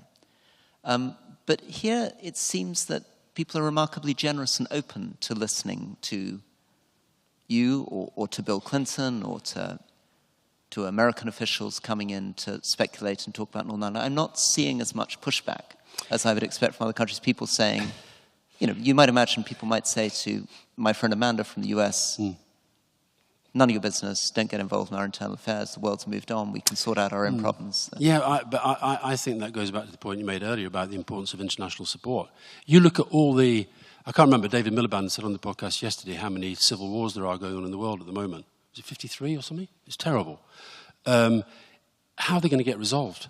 How are they going to get resolved unless there is some sort of level of international support? And I think that the reason why this is an important event and why this is happening is because actually at a time when people feel that politics isn't really working, and I'm not just talking about Northern Ireland here, I'm talking about the UK, I'm talking about America, I'm talking about parts of Europe, people feel, we talked to Hillary about the damage that 4 years of Trump has done to America. If you damage American democracy, you're damaging democracy around the world. So I think to have something that is perceived around the world, for all the difficulties, for all the challenges and the foibles that exist now, as a success story, then I think it's good to remember how that was done, but that's then the starting point for the next phase, and that's why I think it shouldn't just be about looking back and patting each other on the back, because I think that's just a waste of time. I mean, this is something that I do worry about, which is the extent to which the world is changing. Alistair's been talking about social media and the way in which instant tweeting could undermine these kinds of processes. But I think that same form of social media has increased populism, polarization around the world, has undermined the authority of the United States, its Western allies. We've seen the rise of China. And when we look at those 53 civil wars that Dave Miliband was talking about, it's very, very difficult now to see the re-emergence of peace processes and a global order. We were talking yesterday about Sudan. So Sudan's a classic example, vital country in Africa, being literally torn to pieces now at this very moment. You've got Saudi and UAE behind a group from the south. You've got the Egyptians behind a group from the north. And despite attempts by Tony Blinken to call and try to get involved, the US is signally failing to get anywhere towards any kind of reconciliation. Same's true in Ethiopia, same's true in South Sudan, same's true in Somalia, same's true in the Democratic Republic of the Congo, the Central African Republic, Mali, Niger, Chad, and I can keep going. So it is this very, very difficult moment. And it seems to me that a moment that started with President Obama of increasing US isolationism, accelerated by Donald Trump, but not really turned around by President Biden. I mean, his priority remains Ukraine and the Pacific. Ukraine and the Pacific means that we're into a world where these kinds of peace processes are becoming increasingly unlikely. And doesn't that reinforce the point that that's why we have to stay engaged, not just looking back, but trying to work out where we can help? And, again, sorry to keep quoting these interviews, but they're fresh in my mind. Hillary Clinton, when we're talking to this morning, and you were talking about aid and development, she made the point that, Britain was seen, the UK was seen as an absolute leader in the world. When we were in power, and then when you were there as the Secretary of State for International Development, and that's gone. And that has real life consequences. And it has consequences for we talked on this week's podcast about soft power. I think has massive consequences for our soft power. So, I mean, just one example. When I was the Secretary of State, we had a direct development budget. This wasn't very long ago, 2019, a direct development budget for Africa of over £4.5 billion a year, just in bilateral aid to Africa. This year, the total amount of British development assistance will be £1 billion. And the British government will be spending £3.5 billion on looking after Ukrainian refugees inside the United Kingdom instead. And they're counting that against the overseas aid budget. Countries like Rwanda, you will see the entire British development assistance running at £10, £12 million a year. That's about the size of a large charity, not a major government anymore. And in Zambia, in Malawi, I meet US diplomats again and again who just say, I wish I could say that the UK government mattered, but it's very difficult to believe it anymore. There is a real sense of British retreat. Sadly, at the same time that France is leaving North Africa, the United States is looking elsewhere. If we are really to champion democratic values, if we're to believe in our own systems of government and the values that we hold dear, we're going to have to step up, and we don't seem to be doing that. Right. I'm going to ask you guys then, are we optimists or are we pessimists? Let's start with the Northern Ireland. Hands up, first of all for optimism, second for pessimism. I'm not allowing don't knows. Are we optimistic about the future? That's great. That's really, really good. Hands down. Are we pessimistic about the future? Okay. 2 or 3. That's pretty impressive. UK politics. I'm going to change the question here. In 2 years' time, I'm going to give you 3 choices. Do we think that the Prime Minister will be A, Rishi Sunak? We've never had that before. B, Keir Starmer, or C, a Tory other than Rishi Sunak? Hands up for A, Rishi Sunak. Wow. Hands up for B, Keir Starmer. Is this wishful thinking or what you actually think is going to happen? And hands up for a Tory other than Rishi Sunak. How many people in this room think that Boris Johnson's going to try to do a Donald Trump and try to get his way back into power? I do think, by the way, with all this, and again, I get why these world statesmen who I love, and Tony Blair's great, and Bill Clinton's great, and all the rest of it, but I sort of did want at least somebody to stand up yesterday and say, let's just not forget that Boris Johnson came to this very city, went to the DUP conference and said there'd be a border in the Irish Sea over his dead body. That guy even thinks he can ever think about going back into office is beyond my comprehension. So I'm very glad you agree. So Rory, what do you think of that for your party? That was very good. That was very good. That was very good. I was. Here's another one. Here's another one. If Rory Stewart was the candidate for the Tory party, oh, Rory, when they think you're like a pet spaniel, this is bad. You didn't ask them to put their hands up. Yeah, they are. Okay. Who would feel more positively disposed to the Conservative and Unionist Party if Rory Stewart, not Rishi Sunak, was in charge? Thank you very much. It'd be a bit rude otherwise. Slightly putting you on the spot there. How many of you would feel more well-disposed towards the Labour Party if Alistair Campbell, as opposed to Keir Starmer, was involved?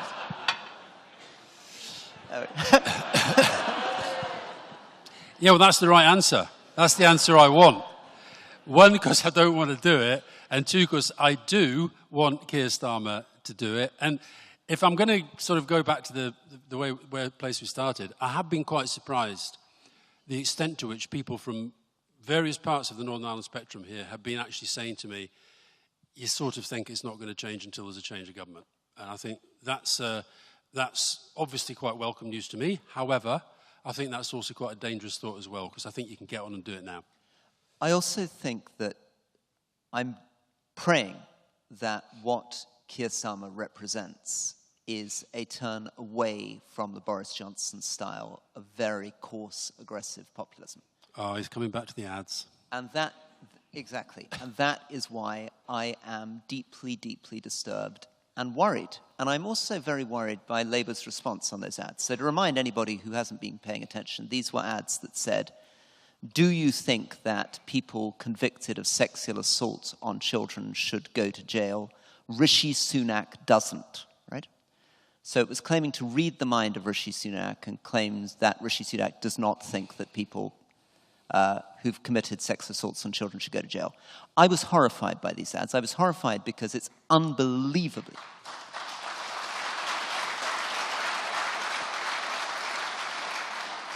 I mean, I think one thing that wasn't talked about enough is just the policy implications of this. Because it's a complete misunderstanding of what those 4,000 cases are, why the judges made the decision, what the context is, how the law works. And the one person who should have understood that was Keir Starmer, who was the Director of Public Prosecutions, right?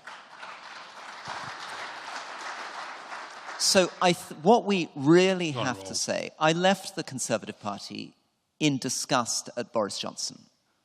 So what I don't want to hear is the whataboutery. What I don't want to hear is Labour saying, yeah, he did that, but what about all the horrible things that Boris Johnson and the Tories did? We have to do better. We deserve better, and the United Kingdom needs a better form of politics. Okay.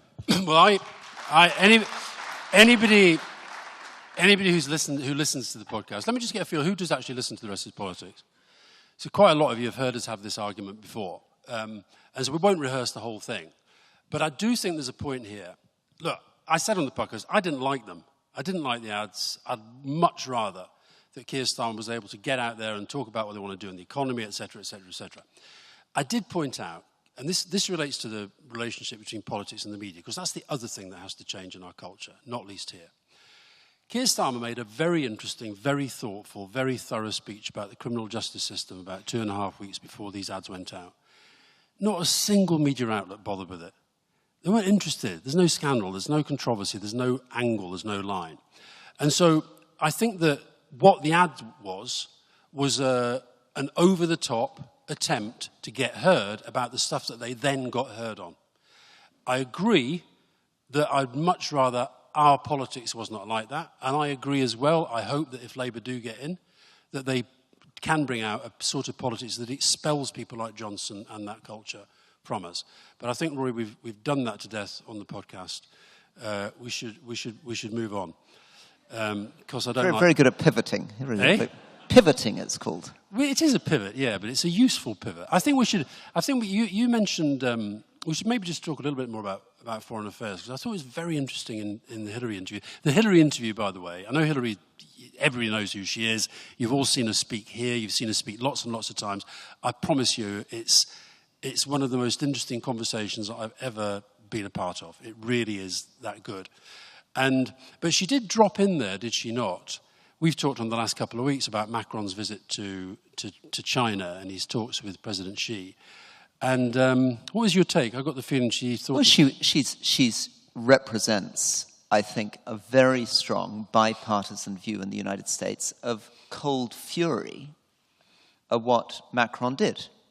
They feel it is deeply, deeply unhelpful at a time when people are trying to form a serious counterbalance to China, to have Macron flirting with Xi Jinping and trying to imply that somehow Chinese threats against Taiwan are none of the business of Europe. And she went as far as to say, this is just par for the course for the French. I mean, she was essentially dismissing it and saying this is just another example of the French up to their games, and then basically implying that France was impotent, they couldn't do much about it, and they were going to have to fall into line. But she was clearly very cross, wasn't she? Yeah, and of course on the Republican side of things, they've basically been saying that, well, if the French... And you've got to understand, what's that statistic about how many Americans don't even have a passport? It's quite high. And so that when they're talking about the French, then, is it Europe? Is he speaking for Europe? And there were quite a lot of voices on the right of the American debate who were essentially saying, well, if France is not going to get involved with us in China, why the hell are we still helping them so much in Ukraine? So it's quite dangerous stuff. But I think cold fury slightly overstates it. But she was quite angry. She is very, very... I mean, she's wonderful, but she's also a very nimble politician. And she can be, when she wants to, be very, very tactful. So it was striking that she was prepared to be quite quite clear on that, wasn't she? She's also very pro-Biden, but I would have thought, actually, we underestimate, I don't know, well, maybe this is just me being romantic. I would have thought she has an abiding appeal that I wouldn't totally counter out, that if Biden stumbled, who else is there in the Democratic Party that could step in other than her? Oh, yeah, well, I think one of the great tragedies, because the thing about, I mentioned earlier about the importance of personality in politics, and Hillary Clinton, to see her at her age with that level of energy, it is mind-blowing. And I just think that for people, I guess, you know, doing public service, post-public service, is it's quite a difficult, challenging thing to do. But I guess, you know, you're doing it in a way with your charity stuff. And but it's very difficult. And I think that both the Clintons operate at that level that is, every time you see it, it just makes you think, God, would the world not have been a better place? And that's why, particularly to young people here, anybody who ever says it doesn't make a difference who you vote for, they're all the same, nothing ever changes. These are the three awful, awful comments that breed the cynicism that then gets exploited by the populists and the poll risers, and you do end up with Trumps and Johnsons in charge. Here's an opportunity also to plug Alistair's book. Oh, stop it. Which is about to come out next month, and which is about how to get young people more engaged in politics. And one of the subtexts to this is the question of how to survive the sheer brutality of the modern political environment. Particularly, I mean, something Hillary Clinton was talking about a lot. It is particularly true, I'm afraid, for women in politics. But it is extreme. I mean, the vicious, violent, sometimes, you know, aggressively, violently sexual nature of the tweets directed at people. As she said, as a working politician, we're used to people occasionally coming up to us and being rude in the streets, but it doesn't happen that often, not that often, that somebody comes up to your face and screams in your face. But in the anonymity of social media, the horror that can be stirred up, the way that that can actually translate into real threats against people's families, the resilience, and we've seen this maybe with Nicola Sturgeon, certainly with Jacinta Ardern, the sense that quite able, relatively young people are stepping prematurely and quite quickly out of politics because they just don't want to endure this anymore. So let me throw this one out as well. Both Roy and I do loads and loads of talks to businesses and to schools and colleges, and everywhere you go, people say, oh, the quality of politicians is not as great as it was, etc., etc. And you've got to be careful not just to think that every generation sort of says that about the previous one. But I always then throw out the question to the audience. These often very clever people are saying they would never, you know, they can't stand politics. I throw the question I'm going to throw out to you. How many of you have actually actively thought of going into politics? Excluding the members of Parliament I can see in the room. Yeah, they're not. So that's in an audience here that is, I'm assuming, pretty politically engaged. And yet that was a very, very, very small number of people. So I wasn't going to plug my book because I think it's really quite, you know, rude. But it's a wonderful book, and you must all buy it. It's published by Penguin Random House. It's out on May the 11th, and if you go onto the Rest is Politics website, you can get a signed copy ordered, but I'm not going to do any of that. But what I will tell you, the reason I've written it, and the reason it's called, But What Can I Do, is I'm trying to answer that question for young people, because I think people do feel engaged, but just feel incredibly frustrated. And I guess what I'm trying to do, and I think we both try and do this in our different ways, is try to persuade people that despite all that terrible stuff, it's still worth doing. And despite all the hate. And Julia Gillard, we interviewed Julia Gillard for the podcast, and we're talking about this thing. If a young woman, honestly, Julia, if a young woman came to you and said, like, I'm thinking of going into politics, and you know what it's like, and you know the misogyny, you know the hate, and you know the social media stuff and the pressures, would you tell them to do it? And she said, well, I'd tell them to do it, but do it with their eyes open, but just never forget that actually making people's lives better is the best thing that you can ever do. And that's what you've got to think of politics as being, and that's why I think the 25-year thing is worth remembering.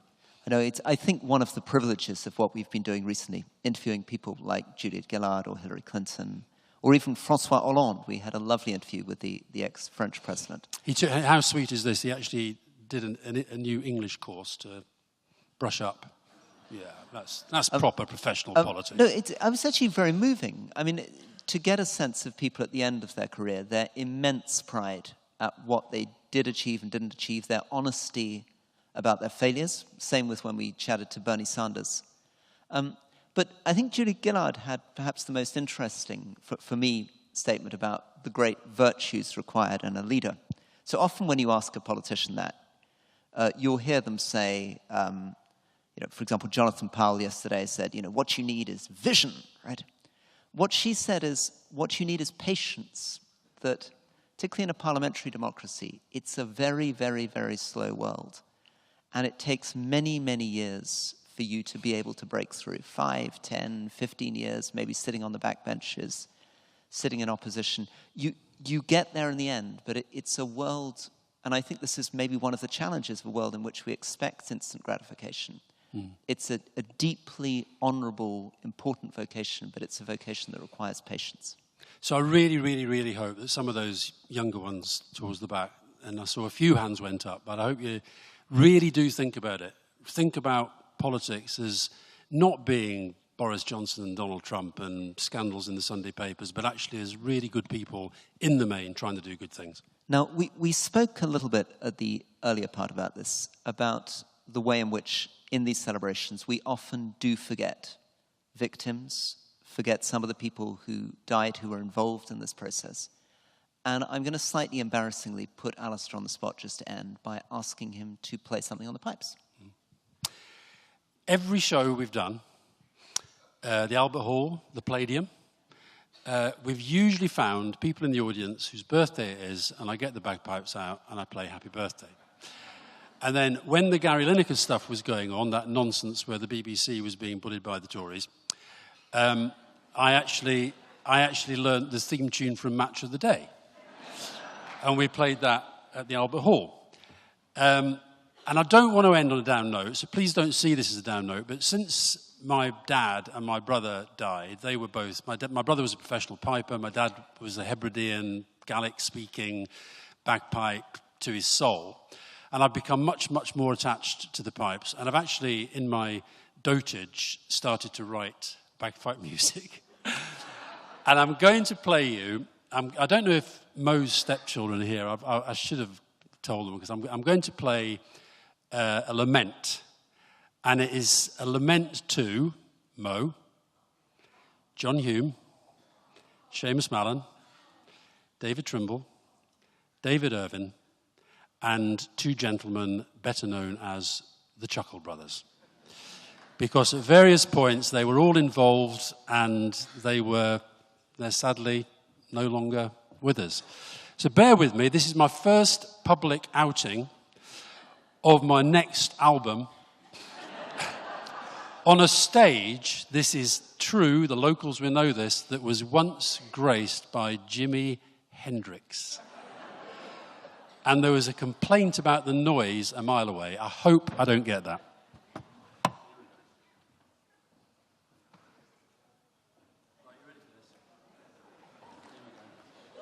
Rory, do not dance.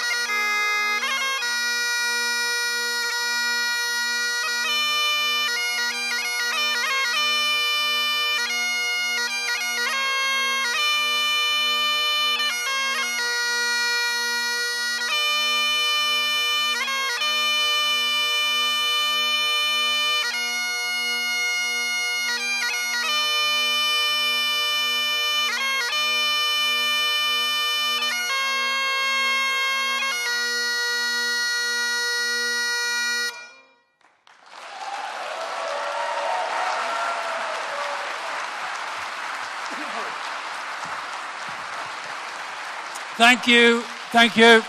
Now listen.